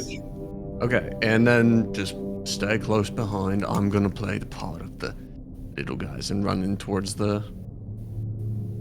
Okay. Do we all need to make a stealth check then, as like to make sure that they can't see us, since the point is to lull them into a sense of security? Well, I'll let you guys decide what you do here in a second, because Zellar, you have to do some swimming first. Did There, both as you use your look around bardics, the by the way, stump- did you use them? I used my bardic. I did use mine. Nokka? Did I use my Did you use bardic? your I did bardic? not. Okay. Bardic again, Gary. Boom, Yippee, I've been boom, boom. So as you look around the stump, there is no clear entrance, but there is that course of water that the two of them disappeared in earlier. I'll swim across. Swimming, so the way that it kind of looks, imagine a small island with a stump on it, and it's surrounded by like a moat. The moat itself looks natural. It's got a big divot, it's swampy, there's marshes and pockets of water all around you. This one is perfectly circular around the stump. So you won't so much have to swim across it as you will have to swim under it. As you descend, you begin to look around for where those creatures disappeared to earlier. Make a perception check. It's a 4. 4. Swim around for a minute. You're unable to find it. Someone else will have to take a look. Someone better realize than I do. And Jeratos is like, I got this, and just kind of like walks over. He does a little bit of a stretch, cracks his neck, and just, and then just dives in. You dive in. You swim around as well, looking with Zalar. Make a perception check. Okay. 14. 14. Okay. You find in a it's difficult to see because it almost perfectly blends in with the wall. There's like a stone wall that kind of runs. As you swim down, it's marshy and grassy at the top, and it becomes stone. So this is like old construction. And you see in like an overhang that barely juts out from the wall, and right underneath it, there's a little circle. Looks like the surface of the water. As you pop up, it's the tiniest entrance to a grotto. And you find yourself within the stonework. This grotto appears to be at the top of some kind of natural root and clay formation that developed over top of some stone ruins a very long time ago. Immediately popping your head up and taking a quick look around, all that you see is, well, I'll summon Liam. Liam, make sure that you are where the camera spawns. I don't necessarily know how to say that, but I guess I'll see it on your stream. I'm watching. Yeah, move. Cool. Okay, stop. Okay, I think you're going the right way. Zoom in a little bit. Like, go over the... Not zoom in, sorry. Go over the path that's in front of you. Yeah. Okay. Okay, that's perfect. Right there. Okay. Geratos, you pop out. Thank you, Liam. Right here. Ah. Okay. Was it how long would you say I was swimming? It was a pretty good swim. It less than a minute. Less than a minute. Okay. All right. Cool. Just because he hasn't made an appearance this episode, I will remove the rope of climbing, and I will go ahead and make sure I can tie off one end here, and then take the other end back into the water, just so we can have like kind of a guideline Perfect. to this, Perfect. to give everyone advantage on this whatever check they need to get through here. Honestly, no need for a check. Cool. It's not a difficult swim. The water itself is very choppy on the surface, but as you swim further down, the currents are calm. Everybody grabs the rope and pulls themselves up into the grotto.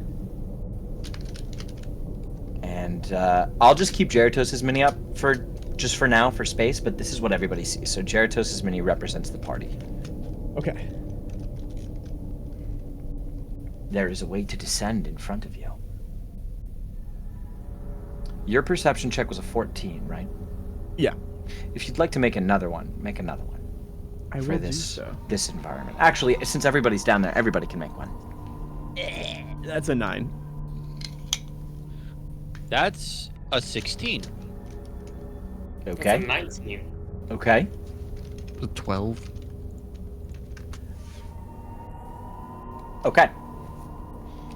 Luciva. Well, all of you, actually.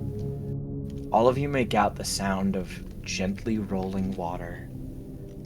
You make out the sound of the storm overhead, but it feels calm down here, and you don't immediately hear anything in like immediate proximity to you. There's no movement. Luciva, you are perfectly still as you reach the top of the grotto, and listening, you hear the sound of two very hoarse feminine voices bickering from far away.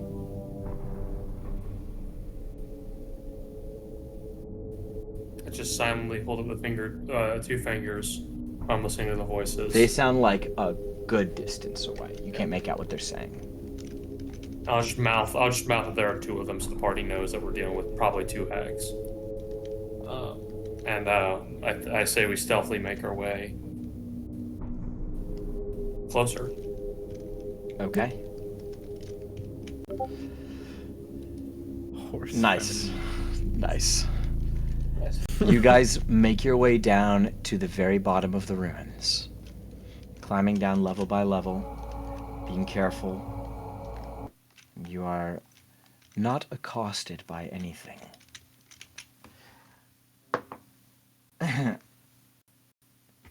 Luciva. As you guys reach the end of the docks, first of all, you can see a tiny boat there.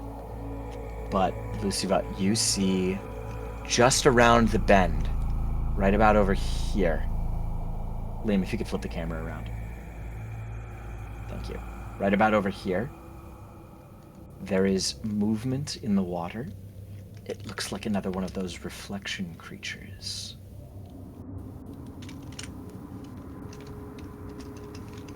Okay. And does it sound like the voices are coming from further down the canal? Yes, it does. You guys didn't roll stealth yet for me, did you? No, we do not. Not yet. If everybody could roll a stealth check for me. This is gonna be my third disadvantaged stealth check in a row. So bardic. I got So bardic. lucky for my first few. I will decide to use my bardic here, so it doesn't matter what I roll. Well, if you, I'm gonna... what'd you get?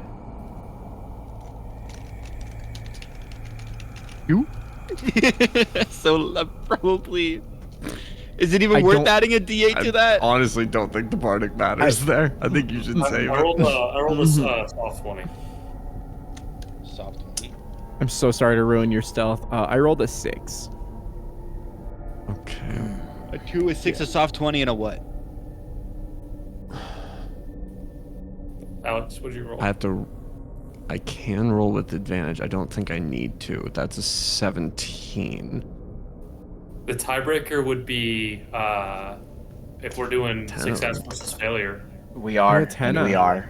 And I'm gonna... Oh, Tenna! Yep. Tenna These is are the tiebreaker. Yeah, And I it's don't got a think we rolled for +2 tennis from though his last base time. dexterity modifier.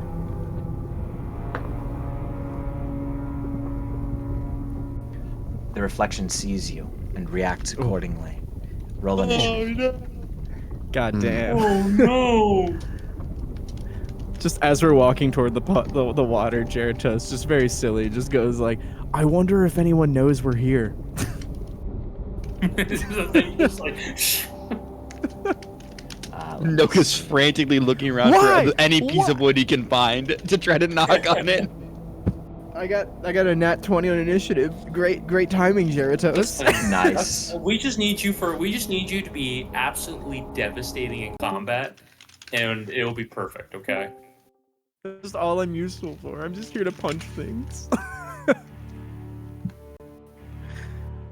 Liam, we can keep the music. Hold on to this one for now.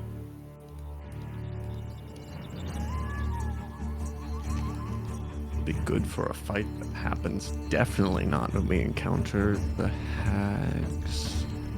Now, it's a good distance from you guys. Direction. Let me see. But it's got a 4 on its initiative. Who rolled the highest? Not I. I got a 23.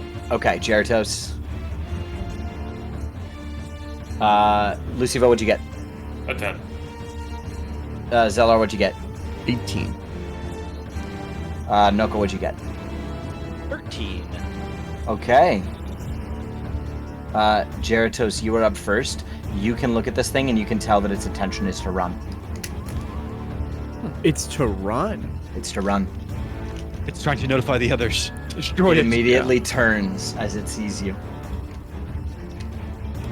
Like, how far away is it? Because I have a very limited range. Oh, that's very far. 100 feet. No, it's 19 squares, so it's 5 times 19, 90 feet. Wouldn't that be 95? Yes, it would. It would be 95. 95 feet. Yeah, there's quite literally nothing I can do from that range. What's the range on your dart? Doesn't it go out to 60 feet? Yeah, 60 feet. That's an option. I don't know if you can run on walls yet. I cannot run on walls yet. Okay, so you can't run on water yet, which means your movement through it would be halved unless you take the dash action as a bonus action. Yeah. Because it's, let's see, so it's 95 feet, so I can close... Zellar is on deck. But then I would be in water. Okay. I'm gonna do something a little weird. Okay. I'm gonna use my bonus action to use another one of my very cool astral elf abilities, Starlight Step. I'm gonna magically teleport up to 30 feet to an unoccupied space I can see. Okay. So I'll go ahead and expend that. All right. So I will just, as a bonus action, teleport 30 feet ahead. So that's, let me see, 10, 15, 20, 25, 30 will put you right here. Next 5, 10, 15, 20, 25, 30, yeah. So that leaves you 65 feet away. Cool. So You then... take your movement. Yeah, so then I'll use my movement to just kind of swim forward. Which is 35? It's 40, so half to 20. 20, yeah. So 5, 10, 15, 20. Yeah. So then that brings me into what? So that was, that's 50 You just total did feet 50, of movement. so 45 feet away. So I'm now 45 feet. I already used my bonus action. So yeah, I'll just go ahead and try to throw some darts. Okay. They have disadvantage because of the range, but... They do? Yeah, so it's normal roll out to 20 feet, and then out to 60 feet is disadvantage. You can't throw it past 60 feet. Got it. Okay, so I'll roll with disadvantage. Does a 15 hit? 15 just misses. Oof. Okay. So then I expend 1 dart for a miss. And then he'll You can throw he'll just another one. Yeah, we'll just toss Yeah. another really quick. So let's roll with Cool. disadvantage. 16. 16 just hits. All right. Now, all right. normally it would have resistance to this, but these are +1 darts. Wait, did you incorporate that +1 into your last roll? Your 15? Remember when you found these are all +1. Yes, it's automatically incorporated. Yes. Okay. Just making sure. Okay. And then yeah, it was automatically incorporated. Yeah, that was with the +1. Yes, dart +1 to hit. Yeah. So. Oh, I got the numbers mixed up. My fault. Both of them do hit. Both of them do hit. Oh. My bad. Oh. AC is lower than I thought. Okay. Cool. Then I will roll both. I'll roll 2. So on the first one, it takes 8 piercing damage. Nice. It and lodges then on itself in its reflection, and you watch the surface of it crack. And then on the second dart, it takes 5 piercing damage. So a Okay, total of it's 13. Still up. Bloodied, though. Zellar, you're up. Okay. So, I'm still disguised as the Quickling Trenchcoat. You are. Yeah. I would like to. What we're looking at is like you said, it was a Myrmidon, and So you don't see the Myrmidon right now. okay. It was the person traveling with the Myrmidon. Yes, from it's the earlier? reflection. Yeah. Okay. I don't even know if it's worth reasoning with, but I'm here, so I would like to just try and do a nice little free action yelling to say, I'll remember the voice. Okay. Zellar does the voice perfectly because the actor feat, to my Okay. best recollection. Okay. Stop, friends, please! You can't! Hold everyone calm down! And trying to Yeah, make it make a sound deception like check. I'm addressing everybody. Make a deception check. Okay, and for that deception, I get a advantage because I'm trying to pass myself off. I love that so much. So that is a 26. Okay, you watch as the reflection actually stops moving for a moment. It doesn't say anything. It doesn't speak a language. Okay. But it does stop. It's at least momentarily confused. So it's going to use its turn when it comes to it to try to determine if it survives for that long. Okay. In that case, how far can I've got, I assume I have to swim, so that'd be like 15 feet of. Yes, of I also movement would there. consider that your action. Oh, that would be my action. Yes, I would consider that your action. Oh. Okay. Well, I guess it's already done. I will then just take the movement that I can. Okay. There is that little boat next to you. Yeah, if there's a boat, I mean, if it can get me moving faster, then that's definitely what I'd try. For this, yeah, I would say because you used your action to talk, I would also allow you to unmoor the boat and hop Okay. on it. And Sure, you know yeah. what? I'm gonna try to get this instead. This is the one we used before. So this will be representative of the vessel. So yeah, you can move 30, which will get you here. And I'm gonna kill Zellar because you're actually on the boat. Nokka, you're up. How far is the shattered creature from me? Would you have gotten on the boat? I would assume that I would have gotten on the boat. Yep. Yeah, I would allow that. That's fine. Makes sense. The creature is 12 tiles away, so 60 feet. Sweet. So I can definitely hit it with a guiding bolt then. Yes, And that's probably definitely. what I'm gonna do. It will definitely know you're in danger then. No, it's just getting some guidance in the form of a bolt.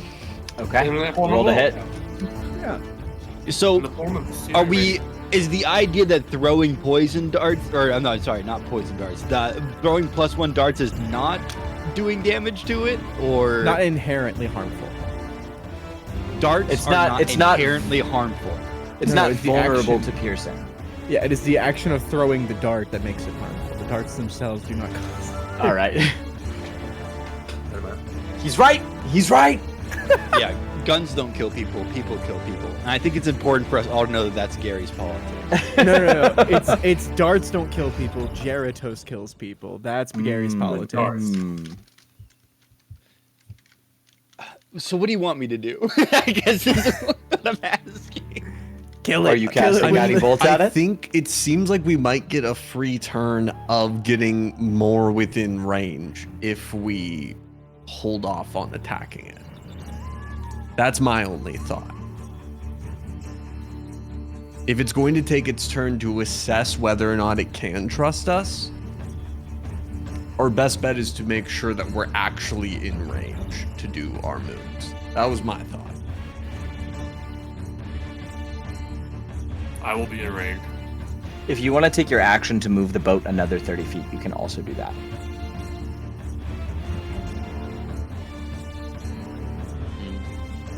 Yeah, it's the boring answer, but it's the right answer. Okay. That puts you 10 feet past Gyarados. So Just that watch gets you guys paddle by me. Basically. gets you within 35 feet. Okay. Luciva, you're up. I would say, Luciva, would you have jumped on the boat? Yeah, I'll be on the boat. Yeah. Okay. There are 2 Eldritch Blasts coming directly for this thing. Okay. That. Yeah, so I'm gonna go ahead and I'm gonna shoot both of them out range of 120 feet. So, Oh, definitely, no problem. first one is a 26 to hit. Hits.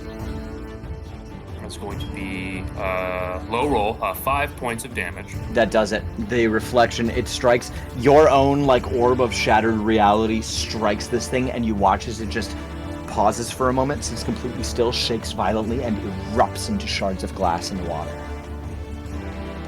I think we got it. A bit overwhelming. Sorry, Nokka. Luciva, oh, hang on. Boom, boom, boom, boom. Luciva, you notice that the voices down at the end of the hallway have stopped. Oh, they know we're here, by the way. I'm still dressed up for the part. I say we keep it to the plan. Yeah. Absolutely. I think we just keep it to the plan. It's simple, and we just roll with it. We just do what we gotta do. All right. Stay close. I Very agree. important note, Zane. The moment we get to the very end, and I see that we're like cresting, like where there's, I'll say the main chamber. I'm absolutely going invisible. 110% going invisible. Okay. Cool. Okay.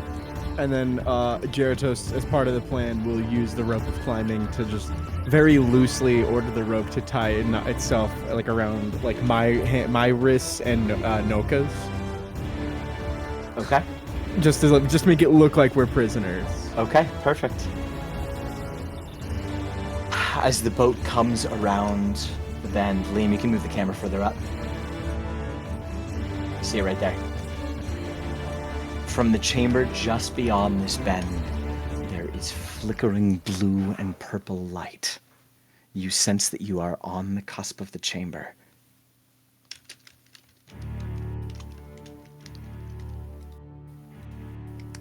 The Chamber of Luciva. Secrets? Luciva goes invisible. Sorry, I'm making everything visible for you guys real quick. Just remember this last thing before I go. But I'm gone.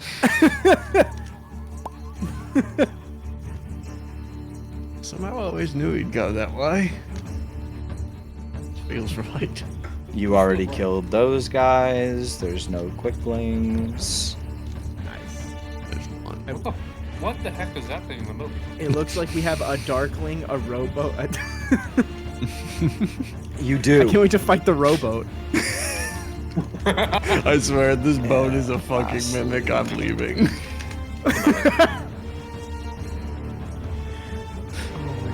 Have you all seen the Dragon Horde mimic? Actual No. D&D monster. Sounds like a nightmare. It is. It's a giant we pile go. of gold. Okay. With a mouth. That sounds awesome. You beat a dragon. Luciva goes invisible. The rope ties around Nokka and Gyarados' hands, and the boat docks against the rocks. Liam, don't know if we're gonna fool anybody. You can bring the camera in a little bit. I don't know. The I very think we're quite first convincing. thing that you see is a small robed creature with ash gray skin and piercing blue eyes staring at you from under a hood. Zellar, in your quickling form. Here's what we'll do real quick. Liam, could you do me a solid and go to track number 4?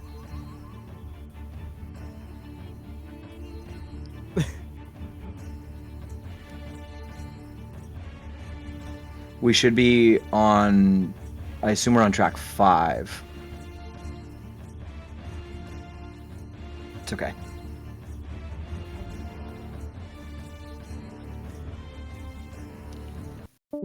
Thank you.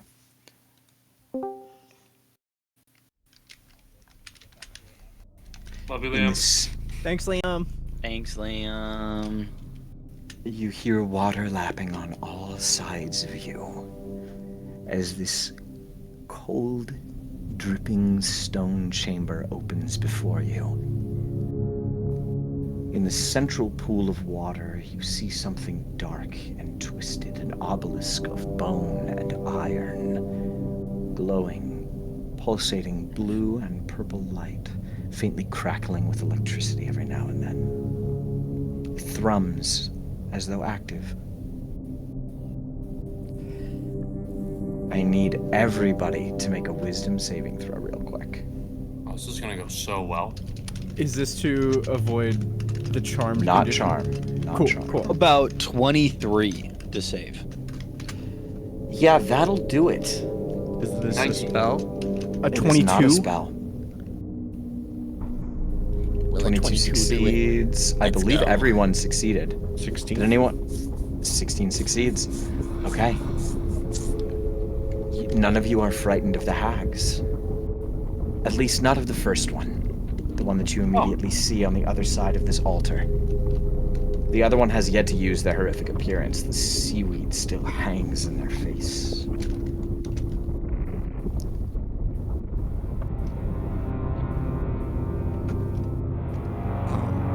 Zella, you are first out of the boat. I would like to run up, sort of with the coat flapping, as quick as I can muster. But I'm also trying to like sell, because I know they're supposed to be really fast. Just like sell the part that I'm really struggling with the coat. Okay. And run up and say, mistresses, the others they failed, but I was able to capture the infiltrators and bring them here. Make a deception check. Okay. That's a 29. Holy God. smokes, dude. He's a god among men. Forget being a performer. This guy needs to be an actor, man. Oh my god, you're in the wrong field, Zillar. That's why I got the feet. The sea hag on the ground, squat and toad-like in appearance, croaks at you. Your siblings were worthless anyway. Of course, Bring mistress. them. Bring them. Yes. Prisoners, approach! As Nokka and Gyarados step off the boat into the chamber, the Darkling steps out of the way, staying close, as I will have Gyarados here, Nokka here. Let's turn off flying. Zellar here, and a invisible Luciva right about there. How does that look, Paige? That's good. Would I be possibly able to eventually make my way to the platform that's behind them? Kind of like a, I guess not like to, I guess technically to the right of Oak. You're talking about this one over here? Yeah, just to get like a higher elevation. Yeah, make a stealth check with advantage because you're invisible. This is gonna go well. This is gonna go awesome. I know that this is going to be an amazing success. 21. 21. 20 whistles. throughout the period of this brief conversation, you move over to the platform. That's 20 big booms. The hag waits, beckoning you to come closer. Do you take them all the way over to her? Is this the one that has or hasn't, or would we even know if which had used that wisdom save we had to do? That was this one on the floor. You can't see the other one's face, the one that's up behind her that hasn't said anything. Okay, got it. Yeah, I'd say I'd approach with them.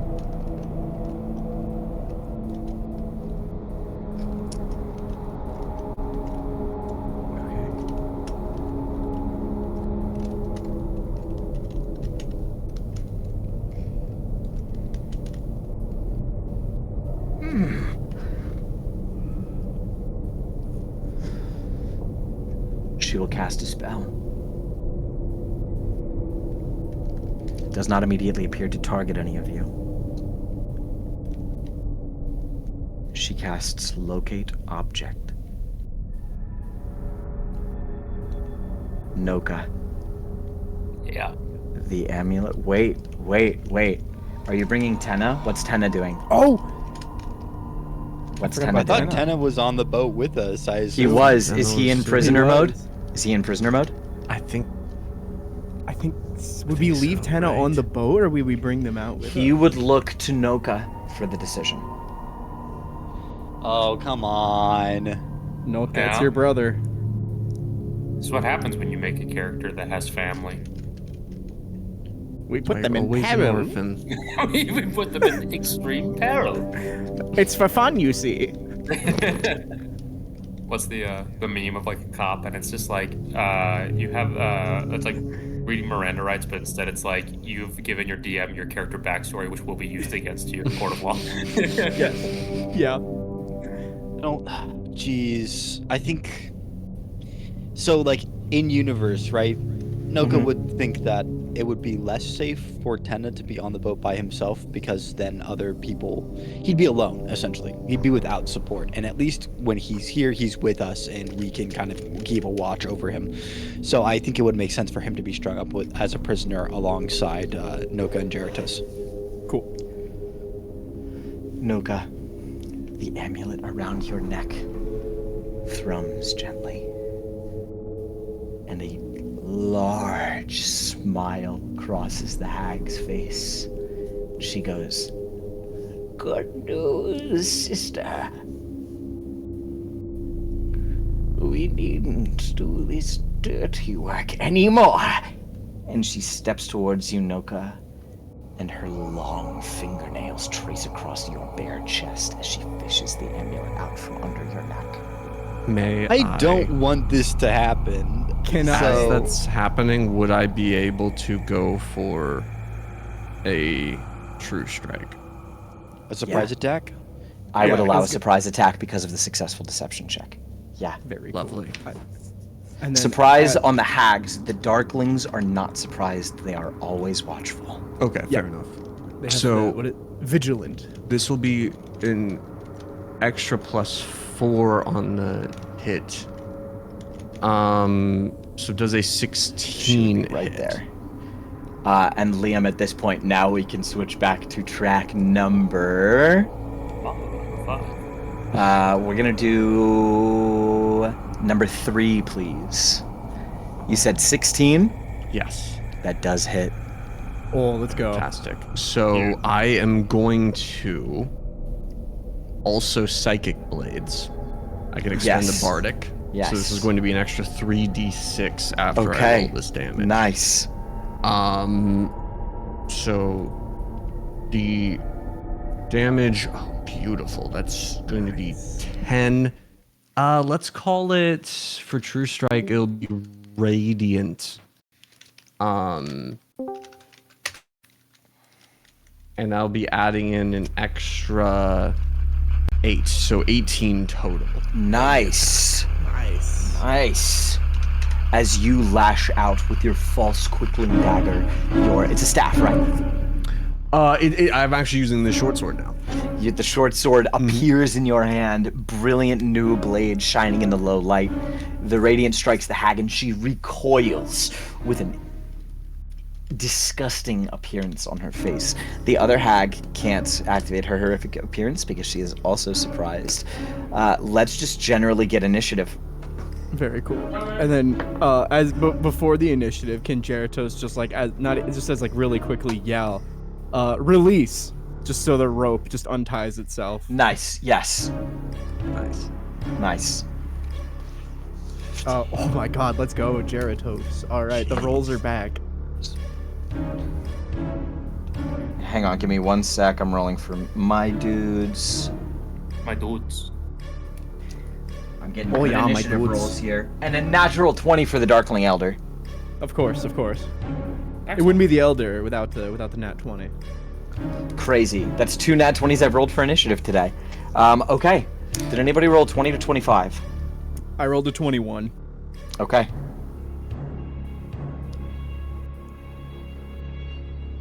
$15 to 20. 18. Actually, I am. 18, yeah. Nice. And then we have our 2 Darklings. Okay, 10 to 15. 13. Give me 1 second.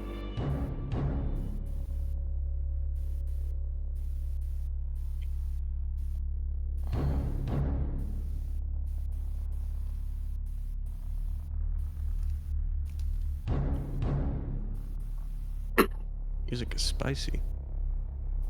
Bum, bum. Oh yeah. And then I don't know how much time has passed. Would I still have that bardic that Zellar put on me? I think it lasts an hour. It'd be an hour, and So yes, yeah. you do still have it. Cool. I still have that bardic. Very sick. Okay.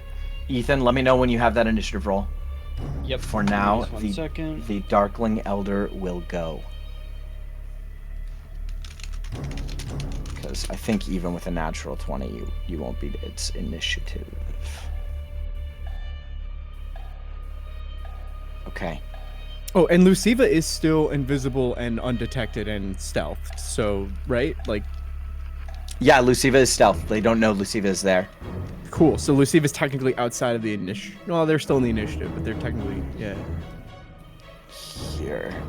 Yeah. Here. No, Luciva's in initiative. Luciva sees it all going down. So Luciva is Yeah. free to act. The Darkling Elder will rush here and attack Jeratos. Alright. My initiative roll was 17. 17, very good. 17 will put you, let's see, above our Darklings after Luciva. So that's good. Our Darkling Elder is going to unleash. Or will they? Yeah, they will. 2 scimitar attacks against Jeratos. Okay. For the first one, that's a 13. Does not. First blade misses Jeratos. You nimbly duck out of the way as the rope falls from around your fists. Second one is a 23. Oh, that definitely hits. Okay, dealing. I need my d6s.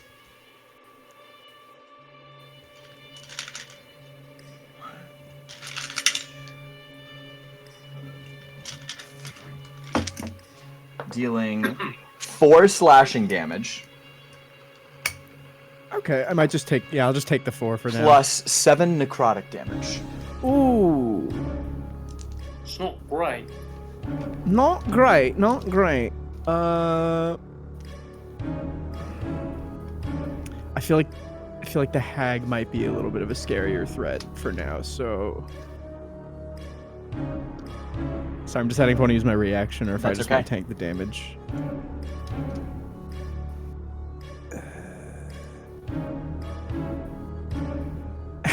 Actually be really funny.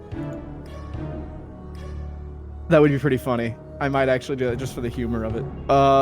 I might use my reaction to go ahead and deflect attack. Okay. Because it So is I need to make a slashing dexterity saving throw. You need to. No, well, yeah. So it was a total of damage. So it's 7 a D- plus 4, 11. So you need to beat 11. Okay. Yeah, no, it's 18. Yeah, so that beats Okay. 11. So I need to make a dexterity saving throw. Yes. I rolled. That was cocked. Okay, I rolled a 21. Yeah, no, he succeeds. Okay, I was, yeah, 18 plus so- 3. Cool. But you don't take any damage. No, I do not take any damage. Cool. All right. All right. That brings us to your turn, Jeratos. Very cool. Okay, so I don't have my reaction anymore. That's cool. That's fine. I will go ahead and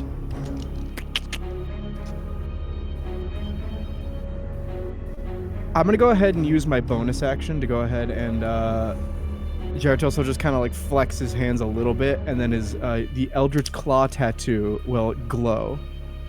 Okay. Activating. And then from there, so now that it is activated, each melee attack with a weapon or an unarmed strike can reach an additional 15 feet away from me. Yes. Melee attacks deal an extra 1d6 force damage on hit. Very cool. The tattoos burn on your arm. That's a bonus action to ignite, right? It is. It is a bonus action to ignite it. Okay. Yes. Who you get a hit? Yes. How far is that hag up on the platform from us, like distance-wise? It is more than 15. It is, It yeah. is, we will call that 25. 25. Okay, then I will just go ahead and I'll just go ahead and use my spear. And I'll go ahead and hit the hag right in front of me. Okay. Sounds good. Yeah, just focus her down, get her out of here. So I forgot. Do I get a bonus to my? Do I get a bonus to any attacks with this, or is it just unarmed attacks? Unarmed. It's just unarmed. Okay. Cool. So I'll just do a quick attack roll with the spear. Does a 19 hit? Yes. Cool. So I'm gonna do 1d8 plus 3, and then an additional 1d6 force. So that is initially 5 plus a d6 of force damage. Okay, so that's 6 damage. Okay, Go. huge. Huge attacks only. And then he'll just Jeratos will try one more time. We'll just go ahead and hit it. He'll just go for it again. So let's roll for hit. Does a 16 hit? A 16 does hit. Okay, very cool. Here we go again. So that's 4 plus a d6. That's 8 damage on that second hit. Okay, very good. All right, the hag has taken 27 damage so far. Also, I was just told, I believe, Liam let me know, I think I get my reaction back at the start of my turn? Yes, you do. Okay, cool. So actually, that was good for me to use that reaction there. All right. Let's see. So that was, what did I say, 27? Yes. Cool. And then, cool. All right. So, sorry, that will bring us to Luciva's turn. All right. Luciva will go ahead and step out of invisibility, and I'm going to target the Darkling that's closest to me. This one right here? Yes. I'm trying to take this thing out before it gets its turn. Right. Bonus action, it is going to be hexed. Okay. And then we're going to fire 2 Eldritch Blasts at it. Nice. First Eldritch Blast. Ooh! 12 hit? 12 does not hit. Okay, let's see what this other one is. 18 to hit for the next 18 one. does hit, yes. Okay. So that is going to be not bad. 13 plus a 1d6. 13 points of force damage, 2 points of necrotic damage. And then also it's going to take 4 points of psychic damage as I burn a hit. 2 minus 4 puts us at 19 total. And that's gonna do it for that Darkling. You watch as it explodes when it dies. Its remains disappear in a burst of radiant light within a 10-foot radius. You're glad you weren't in it. Lucy will just like look at the hag that's up on the platform and just give a polite bow as he just kills one of his minions. Perfect. And you have to have a bonus action to transfer the hex, right? I believe so. I'll double check real quick. Okay. No, yes, let's get to check this while we have it. Hex. If the target drops to 0 hit points before the spell ends, you can use a bonus action on a subsequent turn. Yep. Okay, cool. Nokka, you are up. Who am I like next to right now, enemies wise? Just the hag is in front of you. If you wish to, you could move to engage a Darkling Elder, but you would take an attack of opportunity from the hag. Okay. She has retracted her fingers since being struck twice, but she was right up in your face, getting ready to pull the amulet from around your neck. Okay, good. This is you, by the way. Yeah. I'm trying to think what the best course of action here is going to be. I'm also going to flex my fingers and use my bonus action to activate my tattoo, my Eldritch Claw tattoo. Yes. Tenna and Shannara come to life on my arms as I prepare to invoke their names to do a little bit of blasting, as the kids Hell say. yeah. Let's go. You watch as here's- Nokka reloads his arms like Henry Cavill in that one Mission Impossible movie. What is it? Ciao, ciao. Let me ask you a question about the Eldritch Claw tattoo. It each of your melee attacks, it says with a weapon or with an unarmed strike, so that would not apply then to Primal Savagery, which is a melee spell attack because it's a cantrip. That is correct. That is Okay. correct.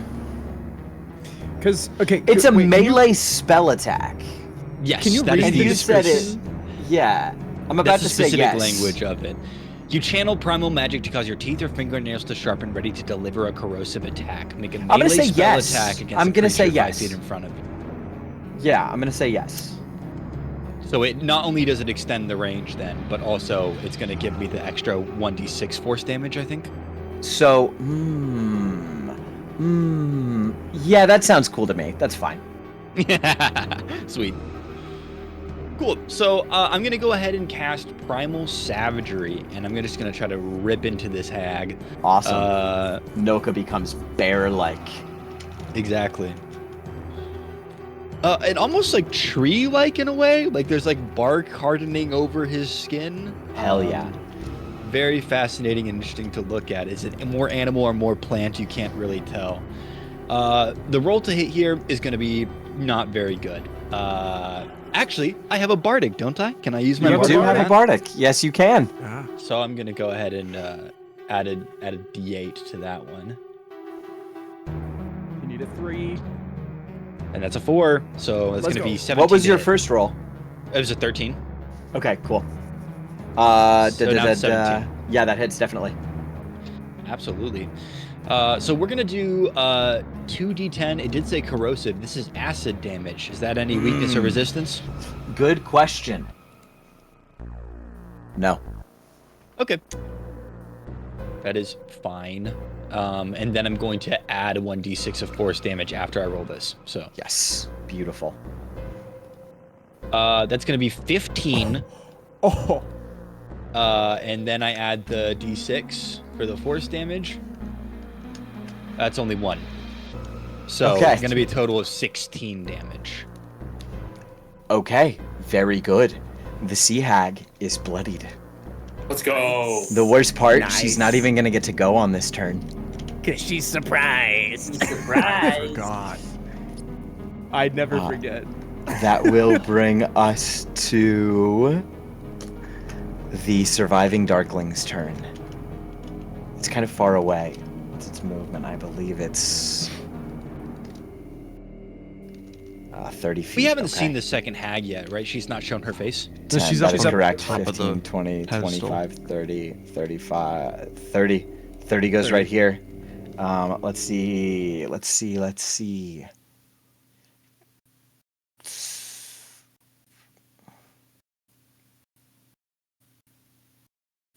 Yeah, it's going to cast darkness. Ooh. Darkness. Let's see, it's a 20-foot radius. So I don't like that. it's going to drop darkness right here. And I'm going to leave that up for now. Okay.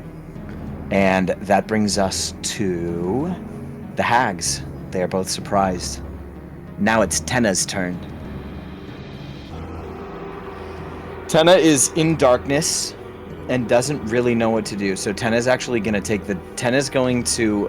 I'm going to drop that for a second. Tenna's going to go over here, put his back against the wall, and take a dodge action. So any attack against him will have disadvantage. I think that is a solid play. Good job, Bennett.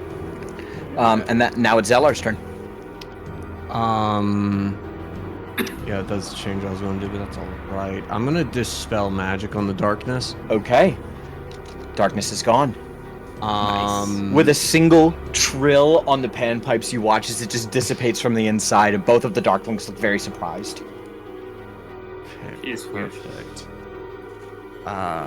Who has the dust of dryness? Oh. Dust of I do. dryness? I think it was Luciva, Luciva yeah. does.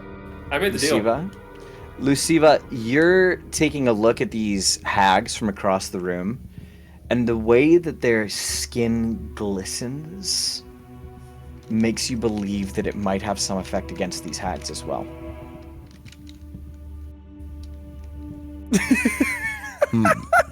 Sorry, Paige's Gentlemen. face right now. I have an idea. In that case, bonus action, Luciva. Swamp Bardic. hag, I choose Okay, you. sick. Luciva gets a D8 of Bardic, and that will bring us back to the Darkling Elder, which will, again, just wallop on Jeritos. All right. Mm, Roll them dice, big boy. Actually, before I do that, yeah, it's going to wallop on Jeritos. Okay. Okay. That's I think it's a 17. Ooh, okay, that just hits. It's a 16. 16. That does not hit. Okay, first attack misses. Second attack, another 23. Yep, that hits. So you take, let's see, 5 points of slashing damage plus 6 points of necrotic damage for a total of 11.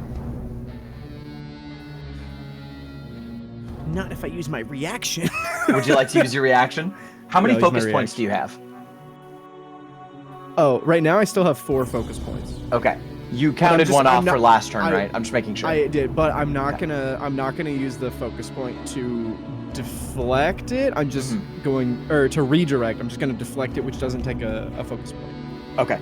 It just takes my reaction. Yep. Sounds good.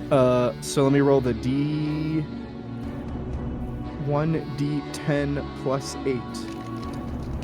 All right, 1d10. Roll that. Oh, okay. So I only reduced the damage by 9. 9. Okay, so you still take 2. Finding okay. that it's very difficult to damage you, it's going to take a bonus action to disengage and go over here. Okay. Okay. Sweet. Jeritos, you're up. All right. Cool. So. And the hags do lose the surprised condition, by the way. Yeah. Okay. So.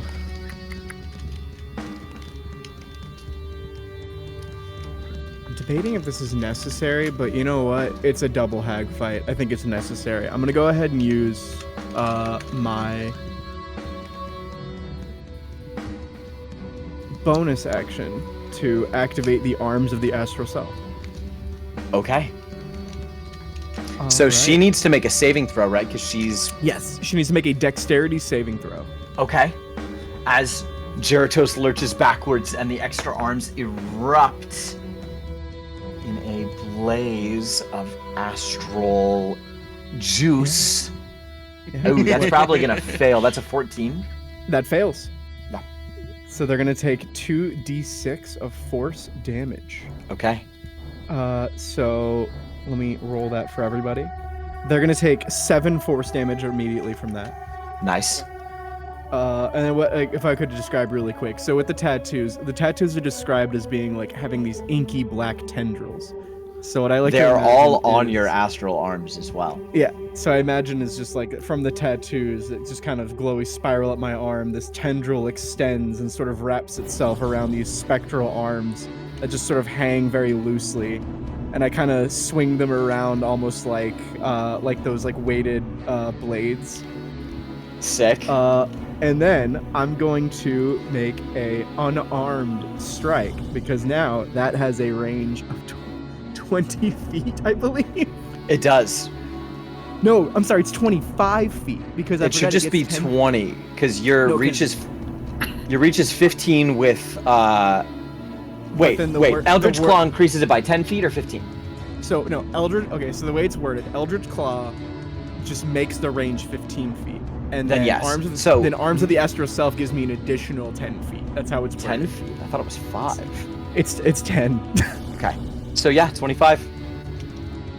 Good lord. Jeez. I have 25 feet of punching. So you could theoretically punch the hag that's up on the sorry, my dad just walked in and did that. You could theoretically punch the hag that's up on the shelf up there. Just imagine how could. weird that would be. I will start by doing that. I'll try to arms of the astral self punch that hag. That's absolutely wild. You watch as his arms just unfurl like they are wrapped like spring cannons. They reach out and smash into this hag. Am I allowed to make a One Piece reference? Can I be like Gomu Gomu no? Yeah, man, sure. You're allowed to do whatever you want. That is a 22 right there. That hits. That hits. So that's going to deal 1d8 plus 4 of force damage. So that's going to be 8 plus an additional d6 of force damage. When you make an unarmed strike with the arms on your turn, your reach for it is 5 feet greater than normal, so you can't. 5 feet. It is. Oh, it was so 20 feet total. Am I? Yes. I'm not 20 feet from total. it. No, you are 25 feet from it. I'm 25. Cool. Then I'll just hit the one right in front of me. Yep. Cool. So the one in front of me takes 10 force damage. Okay. As it's blasted by punches from psychic arms, you watch as it's absolutely reeling. But still standing? Still standing, yeah. Then Jeratos, still spinning, he will make another unarmed strike with the astral self. And let's see. Ooh, I'm gonna use my bardic.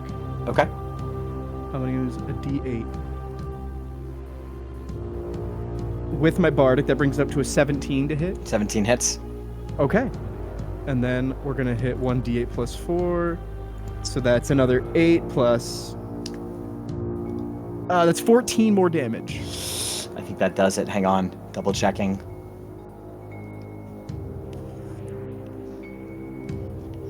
So 14 will do it. Alright, so 14 kills the hag.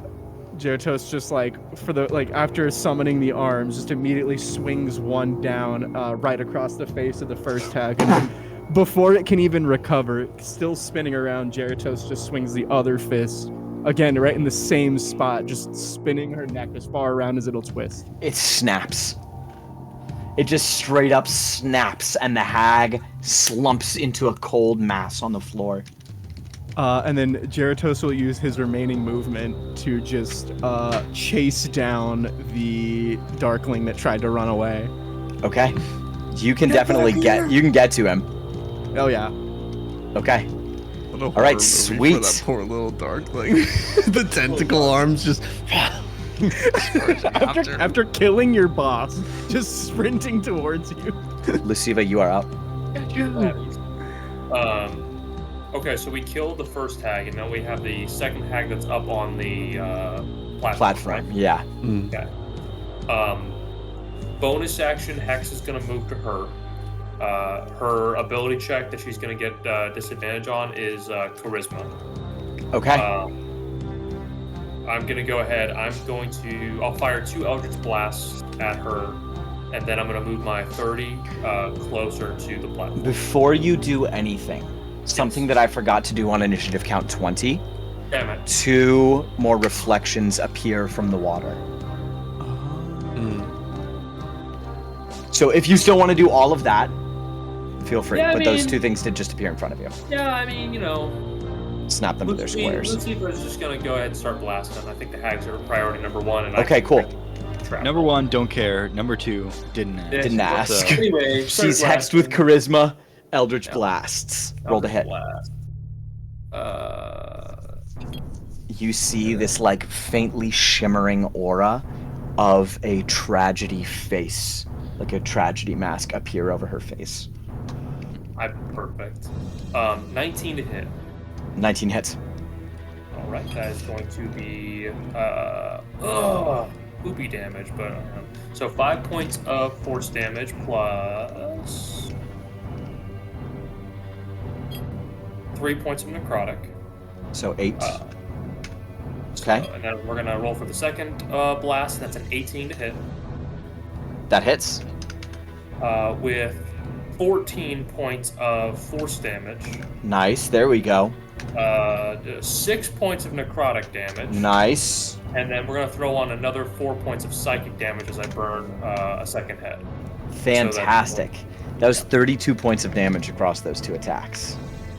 We take it. Exceptional. Exceptional. She's bleeding. She's not actually bloodied yet, but she's bleeding. But I will burn my 30, and I will get, if I can possibly avoid getting in range of the... You can. Yeah. 5, My big thing 10. is I want to keep in eyesight of the hag. 15, 20, 25. You can move your full 30 and still, like, you're behind the column, but you can see her over it. She's high up enough. If she drops, you will lose line of sight there, so I can move you further back if you'd like.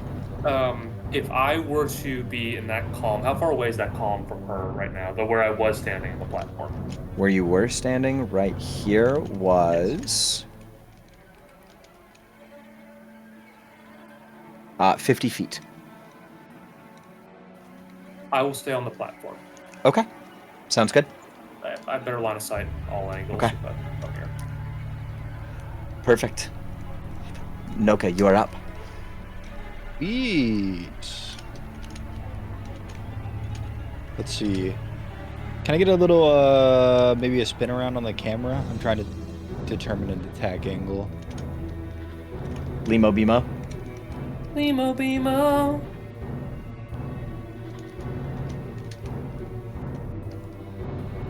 You can see it. Yeah.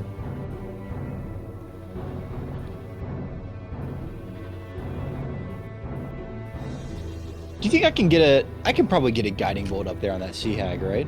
Yeah, definitely. Okay. I'll probably go ahead and do that. Okay.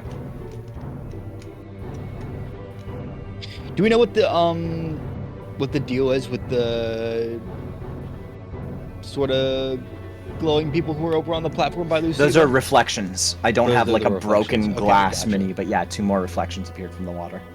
Sweet. I mean, they just look like regular They- old creatures that are going to do some damage to us, right? They look like, yeah, I mean, at a base level, yeah. They look I'm like just trying to creatures made out of understand. like fragmented glass. I'm They're not- vaguely humanoid in shape. Okay. But yeah, they appear hostile. That was what you saw in the hallway that was going to turn and run. Gotcha. Okay, sweet. Yeah.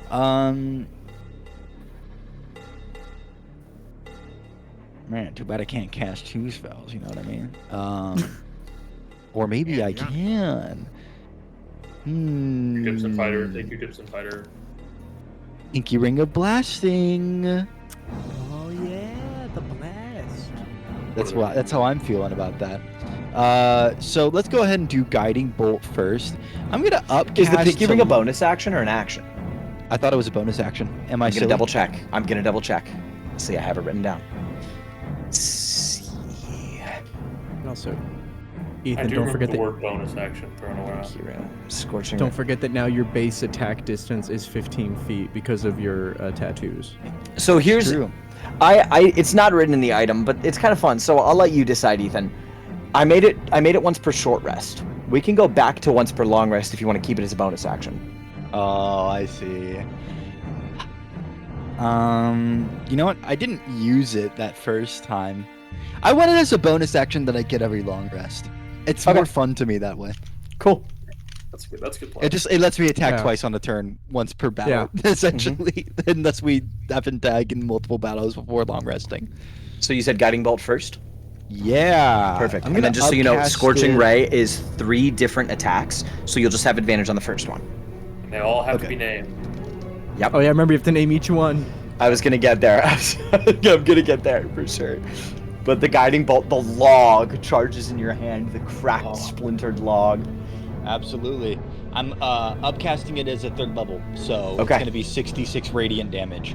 Yes. Speaking of it being radiant damage, I heard necrotic damage thrown around earlier. Is there someone who's undead nearby us? They are not undead, but they're Come on. the Darkling's scimitars deal additional necrotic damage. I believe they are Fey. They are Fey. I swear, Zane, you hate me, and you don't want my character to do anything cool ever. That's it. That's what it is. You got it. Wild. Fucking a log true. of radiant energy. Yeah, I Yep. did hear Zane say that. Okay, here's my attack roll for Guiding Bolt. We're about to find out whether or not I just burned a 3rd level spell slot for no reason. Ooh, that's a 23. Yeah, that hits. Yeah, that's gonna hit. 66 radiant damage. Let's see how much it is. Roll it. Gonna be 19 radiant damage to the face. Nice. Okay, very, very good. It is bloodied now, as the guiding bolt smashes into it. Oh. Yeah, no, that's fine. It'll happen on the start of its turn. Cool. And now we cast Scorching Ray. Yes. As the ring glows in your hand, you hear, "Father, Father!" I hate that so much. Nice. Name us, Father. I bring the pinky ring, to my lips, and I kiss the ring like you would kiss a signet ring. And I whisper, Chester. And I point the ring like this. Send me, Father. That's gonna be an attack roll of 10. A 10's probably gonna hit. Did right? you roll with advantage? Oh, I didn't. I didn't roll with The advantage. guiding bolt has her glowing. Yep. That one is a natural one. I will destroy your enemies, Father. Fully misses. That's Okay, our so jester. Can't remember the name of that one. Do I get to roll for the other two? Yeah. Just flat Okay. rolls, though, not advantage. So I try it again. Chester. I'm back, Father. I won't let you down this time. That's a 14. 14 just hits. That's their AC. Oh, Okay. I would have laughed so hard if all of them missed. 2d6. 2d6. That's 11. That's the second Nice. highest number I can roll. Nice. Chester goes, I've got this, Father. Smashes into her. Chester is gone. Liam, can we get a loop on that music? I bring the pinky ring back to my lips one last time, and Nokka whispers, Wilson, and points it out. Wilson. I will make you proud. Oh, thank God only Chester sounds like that. That's going to be a 21 to hit. 21 hits. 2d6 fire damage, going to be Yes. 9. Very good. Very good. That's going to be a total of 20 damage. How's it looking? This hag is on death's door. Truly so badly injured. It is our other Darkling's turn. It's going to go 5, 10, 15.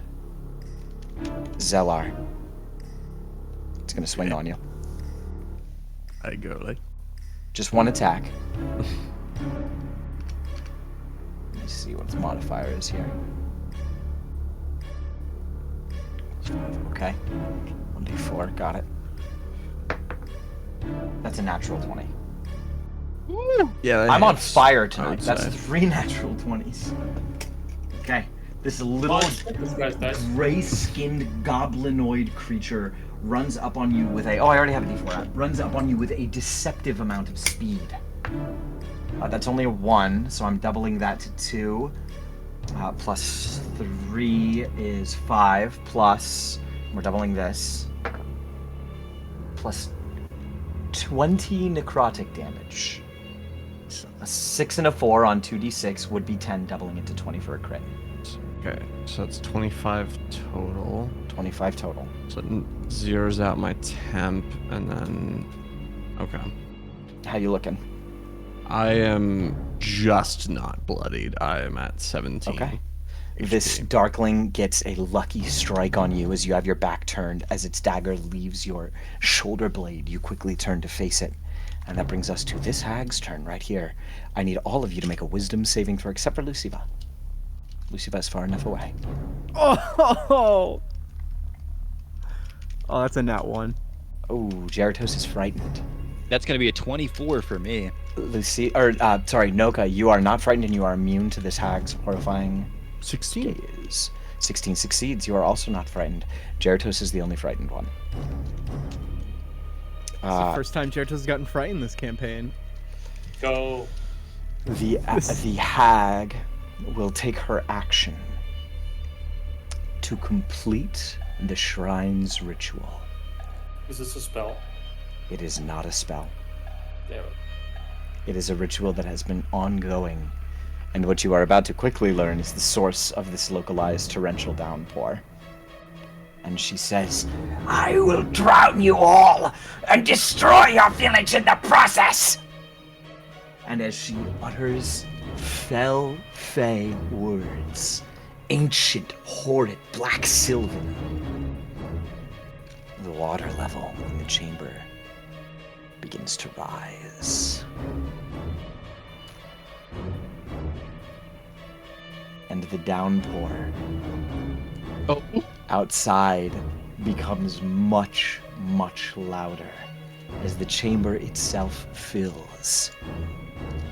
You are all submerged underwater. So yeah, that's that. We already had the reflection show up this round. That's gonna be her action. She's gonna do that. And some bad shit happens inside and some bad shit is happening outside, you have to imagine. Tenna, I'd imagine you are it. up. No, Tenna's me. Yeah, I was gonna say. Tenna's me. Tenna, what do you want to do? Zane just puts on a different hat real quick. Just like, Tenna will And- swim to the surface for a breath of And now- air. Well, now we cut to Tenna with the weather. Tenna? And It's right. Tenna's gonna swim right over So here much rain. to the bottom of the base of the deck where the hag is, and kind of like tuck himself under it as best he can. He's gonna take the dodge action again and just use his movement to maybe get close enough to do something next round. Tenna is... Wait. Wisdom save for Tenna. That succeeds! Tenna's not frightened! Tenna's not Tenna's afraid! brave. Tenna's brave. I'm not afraid. Not Zella. afraid. You are up. Is there a point I can see that could get that Darkling and the Hag in a 10-foot radius? Because you guys are underground now. The hag and the Darkling in a 10-foot radius. Because the Darkling is at the base of her little tower thing. About to find out. It's be too tired. What is happening? Oh. Here, let me drop the water for now. Go. It will be understood that we are underwater. Yeah. Because I could like throw it on one of the poles if need be, but if there's no way to. You might be able to get both. Yeah? Yes. You will hit Jeratos. Even if I throw it on that back pole? Let me see. If you go back here, that's 2 there.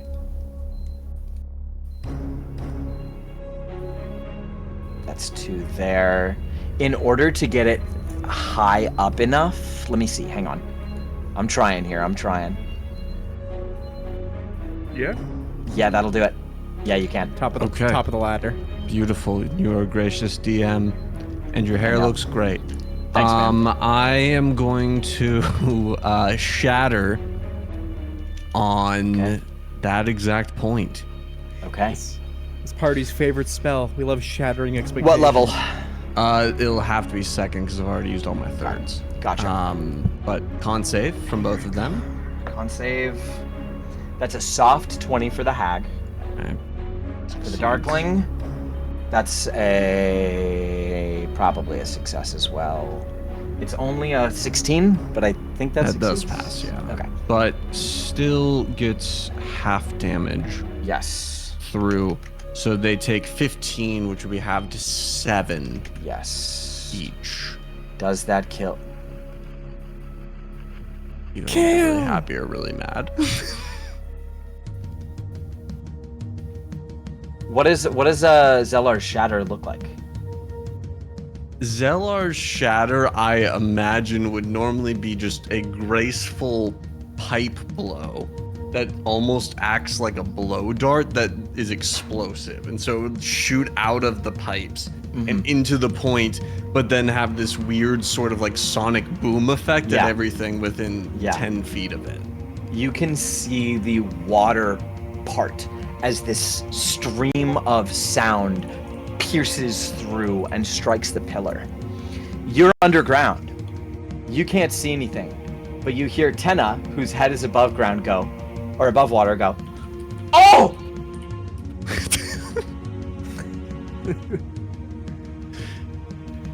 Can I use Hag. my movement to swim up? You swim up, and what you see is where the hag was, there is a splatter on the ground in the back of the cave wall, and just loose seaweed on the ground. Beautiful. Absolutely beautiful. And I think that's all I will do for my turn. Unless there's a way to move. Well, no, that's all I'll do on my turn that way. Cool. I'm gonna have you go up to where Tenna is. Okay. That brings us to the Darkling Elder. The Darkling Elder is underground, so its weapon attacks will have disadvantage, but it's... Jeratos ran up on it. It's gonna try to hit you. It's going to try to hit you. Let them Disadvantage... 18, 17, still a 22. try. Yeah, that hits. And for the second one, 18... 14 plus 5, 19. I think both hit. Yeah, both hit. Okay. Let's see. For the first one, that is 8 slashing plus 11 necrotic for 19 damage. Oof. Sorry, it was 19? 19. Oof. Okay, so cool. So take that and then minus 11. Cool. For its next trick, it will deal 6 slashing damage plus 9 necrotic damage. Fine. Did you already So use your 15. redirect? I don't have my reaction until the top of my turn. Oof. Yeah. So 15. 15 with a combination of slashing and necrotic. All right. How is Jeratos looking? Jeratos is very, very bloodied. He's not looking too good right now. Okay. Jeratos, you are up. All right. This jeez. whirlwind, this ugly, unassuming creature is very quick and deadly with these blades. Yeah, jeez, I'll say. Might Especially leave because our DM can't miss a roll. Yeah, lucky. This guy has, well, I missed with 2 ones earlier, but whatever. Who's counting? Jesus. I guess I have no choice but to try and fight back, because if I move, he's gonna get an opportunity attack. Yeah, so we're having an underwater battle, so I'll go ahead and roll with disadvantage to hit with my Arms of the Astral Self. Okay. So with disadvantage, we will roll. Does a 13 hit? 13 will not hit. No. Okay. Dude, that is genuinely what Gyarados looks like right now. I didn't hear no bell. He'll try again with disadvantage. We'll just go one more time. Okay. I'll make sure I'm hitting. Again, a 12 does not hit, I'm guessing. It does not. It's nimbly dodging your fists under the water. Very cool. Very cool. Bonus action? Anything? Yeah, he'll use his bonus action and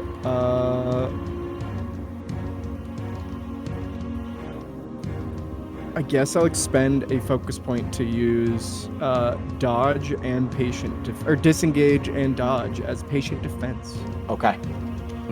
Yeah. So I'm gonna expend a focus point. And move to. I'm gonna first swim up so I can have air. Yep, valid. And then I guess Gyarados will swim. Man, where would he go? I guess he would just kind of swim over toward, like kind of get in between in between Tenna and the guy he's fighting right now. Okay, you can get. Tenna's not fighting anybody right now, but. Yeah, just Tenna. He's just putting himself between the enemies and Tenna. Got you. Okay, sick. Cool. Yep, and that's my turn. So I am. So anything attacking me will have disadvantage. Perfect. Reflections with a speed of 40 feet can both close the gap 5, 10, 15, 20. And then 5, Nice. 10, 15. And for their attack, they will bombard you with shards of glass. This isn't gonna hurt at all. And it is a melee weapon attack, so it does have disadvantage. 19 for the first one, but with disadvantage, another 19. I rolled 2 14s. Excellent. And then for the second one, they only have one attack. That's a 23, but I'm rolling with disadvantage. That's two 19s, 23. Players hate him. Watch how this DM cannot No, stop dude, winning. Ted Murders his players in cold blood. has. Okay, let's see. For the first attack, you take 7 points of necrotic damage. Alright. And then you take 9 points of necrotic damage, so 16. Big shout out to the temp HP as provided by Zellar. And between those two attacks, as the glass eviscerates your skin and digs into your muscle sinews, your strength is reduced by 4 points. That's not great. That's not great, guys. Shit, that wasn't high. What is your strength currently? 4. 4. The target dies if your strength is reduced to 0. Oh, fine. I'm not too worried about this. Okay. That brings us to Luciva's turn. You got this, Luciva. This is going very well for Luciva. I dropped Hex, by the way. I did not make the console. Right. Luciva's gonna go ahead and Just die. just die a horrible, awful death. No, I need them both to make con saves for me. Okay, are you casting Shatter? No, I'm not. Okay. It's a I'm fail casting you into a fiery. and a pit. natural 20. Okay. I just don't know what to do. believe you. I just don't know what to do anymore. Yeah, The stop one rolling that with that fails, die. Get a new die out. Takes, No. Let's see here. I'm casting Thunderstep. Nice. Ooh. So I'm going to do. Not great. Not great.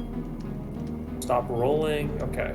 So that's 13 points of damage, halved to I believe 6. Yes. For the, We'll have it for 160. this one. So. And then you The said one- 13. Yeah. Cool. The one that takes. Actually, it's an attack roll. It's a spell or a melee attack roll, so I can't add my psychic damage to it. So the one takes 13, one takes 6. Yep. And I'm going to teleport 90 feet. So I'm going to teleport all the way up to the platform. This one over here? I think the one that Hag was on. Yeah. Yeah, one that happens. cool. Okay, Maddie. perfect. Maddie. Perfect. Leave. Let me check my bonus action. I will, because I've got nothing else better to do. I will beseech patron, and I will get 2 heads back. Nice. Back of 5. Okay. Nokka, you're up. Sweet. I'm still at the You bottom of the are. water, right? You are right here. Cool. There's a darkling to your right. 2 reflections across the map from you.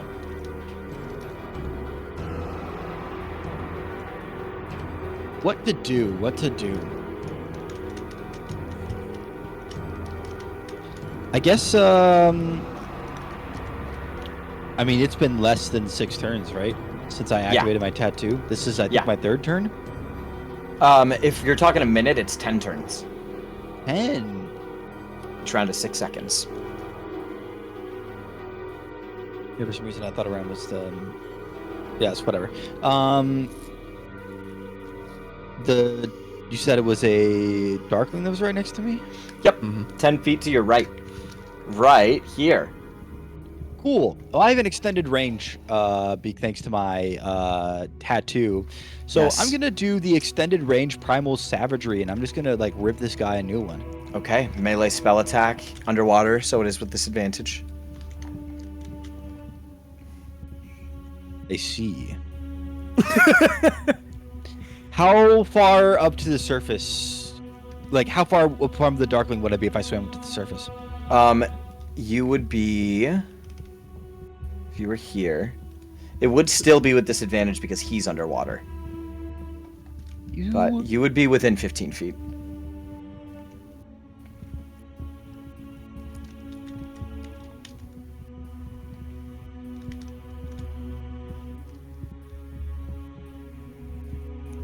Is any attack that I do against him going to be with disadvantage? Fighting Like, if I in the cast a water? spell?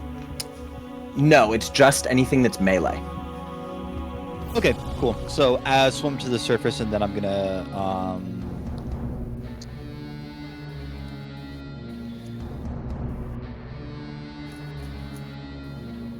You said he's how far from me? 15? He's less than 15 feet. I think he's about 10 from you right now. Let me see.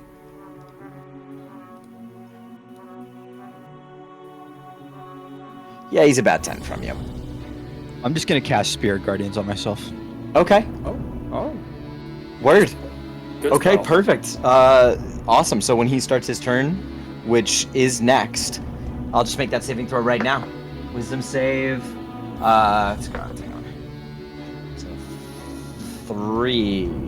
I don't even know why I was going to check his modifier. I rolled a 3. He fails. Plus 13 saving. Obviously, I'm going to designate all of my party to be unaffected by my Spirit Guardians. I'd like to. make You it clear didn't now. say it when you cast it. Everybody make a wisdom saving throw. No, obviously, that's fine. Yeah, Leave it to I assumed. Roll that damage, big boy. He failed. 3d8 radiant damage. Let's see it. Yeah, boy. Unfortunately, 2 of those were 1s, and one of them was a 5, so that's going to be 7 radiant damage. Okay, I think he's actually still alive. Mother Hecker. Mother trucker, dude, that hurts worse than a butt cheek on a stick. Hurt like a butt. He is cheek on indeed a still stick. alive. He is bloodied though. And there's no bonus from radiant damage to the darklings. They don't have a I weakness. Don't? Those No, they do dark- not. Okay, wasn't sure. They Bro. do not. The people who made 5e just love to be like, actually, typing it like weaknesses, they just don't really exist, actually. Weaknesses, This resistances. This guy's called a Darkling? Yeah, it doesn't matter. Who cares? Well, Doesn't you matter. know, the hags have plenty of resistances, but you hit them with a bunch of radiant and force damage. So Yeah. We're very forced. As one does. As one does. actually, the hags don't have plenty of resistances. It's the reflections that have resistances. Oh, and would you look at that? Is Thunderstep thunder damage? It is. It would appear as though they're resistant to that. Uh-oh. So, in that case, 6 and 3 were the damages. 7. I can remember this stuff, but like you asked me what my license plate is, I have no idea. Any consolation, I also don't know your license plate number. Okay, cool. If any consolation, please tell me your license plate number live on twitch.tv. So the Darkling is still alive. It's gonna swim up to you, Nokka, and try to beat you up. I think it should swim literally anywhere else. With disadvantage, that's probably gonna miss. 2 9s, so that's 14 to hit. I'm sorry, they get added together? No. Does 9 plus 9 equal 14?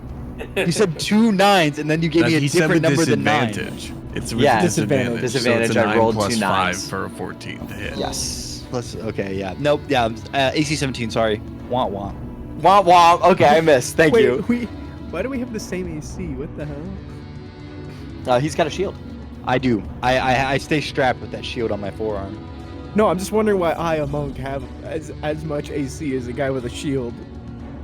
Your dex, probably. High dex, probably. yeah. High dex, yeah. Yeah, the hag is dead, so that is just Tenna's turn. Tenna's gonna try to kill this Darkling. Yes, Tenna's Tenna, gonna go yes. 5, 10, For it. 15. Who's gonna tell them they blow up? He stands right next to you, Nokka, and he's gonna swing his damn. He's gonna swing his damn sword. He's gonna get disadvantage. He's gonna whip. Yes, he is. Do you like my sword? The sword? first one hits with a 16.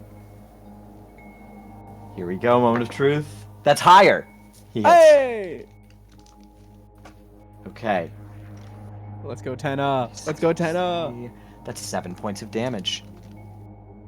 Does it kill it? Yes, it does. Let's go, Tenna. That's Tenna crazy. gets his first kill. As the spirit guardians of the Goliaths rush in and batter the creature with radiant damage, Tenna swims up and drives the family sword through its chest. He draws it out, smiles at you, and then the Darkling erupts in a burst of radiant light. I need a Constitution saving throw from you, Nokka. Tenna succeeds. He's not blinded. 8. 8 will fail. Nokka, you are blinded until the end of your next turn. Cool. He goes, I'm sorry! I'm sorry! Zellar, you're up. Okay, how far away are the like glass summons? From you at the moment, they are. Yeah. Both of them, one of them is 45 and the other is 50. Okay. You can swim 15 feet, I believe, if your speed is 30. And there's still like one Darkling that's submerged as well? Yes, the Darkling Elder. How's he looking? I also understand that it's 11:03, by the way. We are about to call it. I just need to get through 2 more turns, I believe. You said, say that one more time, Zellar? How's he looking? Is he like bloody? The Darkling Elder is... He has taken 7 damage. Yeah, I haven't been able to hit him. He's very elusive. Okay, then in that case, is there a way for me to line up a... It would need to be 15 feet in front of me, Thunder Wave? On the Darkling Elder? Yeah. Yes, if you swim down to the ground, which is 2 tiles, so that is 20 feet of movement, Okay. and then you go 30 feet, right? Yeah, 30 totals, my max. And you said 15 feet in front of you? Yeah, as long as it's within 15 feet, it'll hit. He is within 15 feet. Okay, cool. He's at the 15-foot mark. I'm going to second level Thunder Wave. I need him to make a con save. Okay. Con save, that's a success. Natural 18 plus 1, 19. Okay, so... This is the actual boss. Jeez. Jesus, I was gonna say the hags were not this tough. You'll still take 10 out of 5. Okay. That's all I can do. Muted by the water around it. It's the Darkling Elder's turn. He's got 15 feet of movement underwater. Zellar, that's an 18 for the first hit. Nope, with disadvantage, it's a 9. Doesn't. For the second hit, that's 20, soft 20. With disadvantage. Yeah. 16 followed by 15. Okay. First Fine. attack is plus 3, 8 points of slashing damage. Followed by only 5 points of necrotic damage. Okay. So that was for the first one. Second one. Well, the first attack missed. First right? one missed. That's it. That's First it. one You're missed. so Yeah, right. he only You're gets- so he only right. gets You're the so one. right. Nice Yes, try, yes, DM. You can't kill our little bard boy. Okay. All right. You're still up, Zellar? You said 12 total, right? 12 total. I'm still up. Nice. Very nice. Geratos, yours is the last turn of the evening, and you're about to see why. What would you like to What do you say? Don't say that. do? The Darkling Elder is underneath you. Yeah. Well, The I have reflections are across the map. 20 feet of range on my punches. Yes, you do. You so can punch straight down. They are still at I would- disadvantage. But I would love to just punch straight down and try to hit the Darkling Elder. yes. So with disadvantage, we will roll. Oh my god, that's a 9. I know that's not gonna hit. So we'll roll once again for another attack. Does a 17 hit? Yes, 17 does hit. Oh, thank 17 God. does hit. All right, so then Geratos with he's gonna deal the 1d8 plus 4 force Okay. plus an additional d6 of force Okay. damage. Yes. So that is 11 damage. Nice. Uh, Let me see. Okay, he's still alive. okay, so yeah, so you see Geratos just sort of swings and then just and you see like the water part as just a fist forces its way, Sick. pushing water out of the way and just slams Creating a down. vacuum. Yeah, and then the water just crashes back around after the force of the punches slammed into the creature. Okay. And then I'll use my bonus action. I'll go ahead and expend a key point, Yeah. and I will flurry of blows. Yes. Give me 2 more. Cool. Let me hit that. Let me go to bonus action. So this is gonna be with disadvantage. Rolling. Okay, on the first one, that's a 16. Does that hit? 16 hits. Actually, sorry, it's a 17. Oh my god. Yeah, sorry, I forgot to add. So it's a It's okay. 17. Yep, it hits. Cool. And then we'll do one more at disadvantage. Nope, that's an 8. This might do it. Tell me how much damage you do. Okay, so for the first attack, again, it's going to deal 1d8 plus, and it's unarmed, so it will use my wisdom modifier, not my. So it will use. So that's going to be 10 plus a d6 of extra force damage. So that's going to be 16 more force damage. The 2 punches fly down through the water. Before the water can even collapse back on over itself, like gunshots, they strike the body of the Darkling Elder, and you watch it lean back from the strikes and not correct itself as its body just begins to float through the water. The reflections across the way tremble as the water shakes around you and begins to retract. There's still a small layer of it as all of you sink with it. There's still a small layer of it, but you watch as a majority of it is pulled into the center of the room and begins to swirl around the altar. As a familiar form comes into being, you watch metal plate armor materialize under the enormous flowing water body of the Myrmidon Elemental. Bam, bam, bam, bam. Of Luso? No. This is the water. This is the water elemental that you saw outside with the reflection, the one that was hunting you down. Hey, how many more of those pinches of pocket sand do we have? I feel like we're gonna want to use one. Oh, We haven't used any of them. don't worry. We have some pocket sand. And as this traveling battery for the hag's ritual descends upon you to strike you down, we will end the session there for tonight.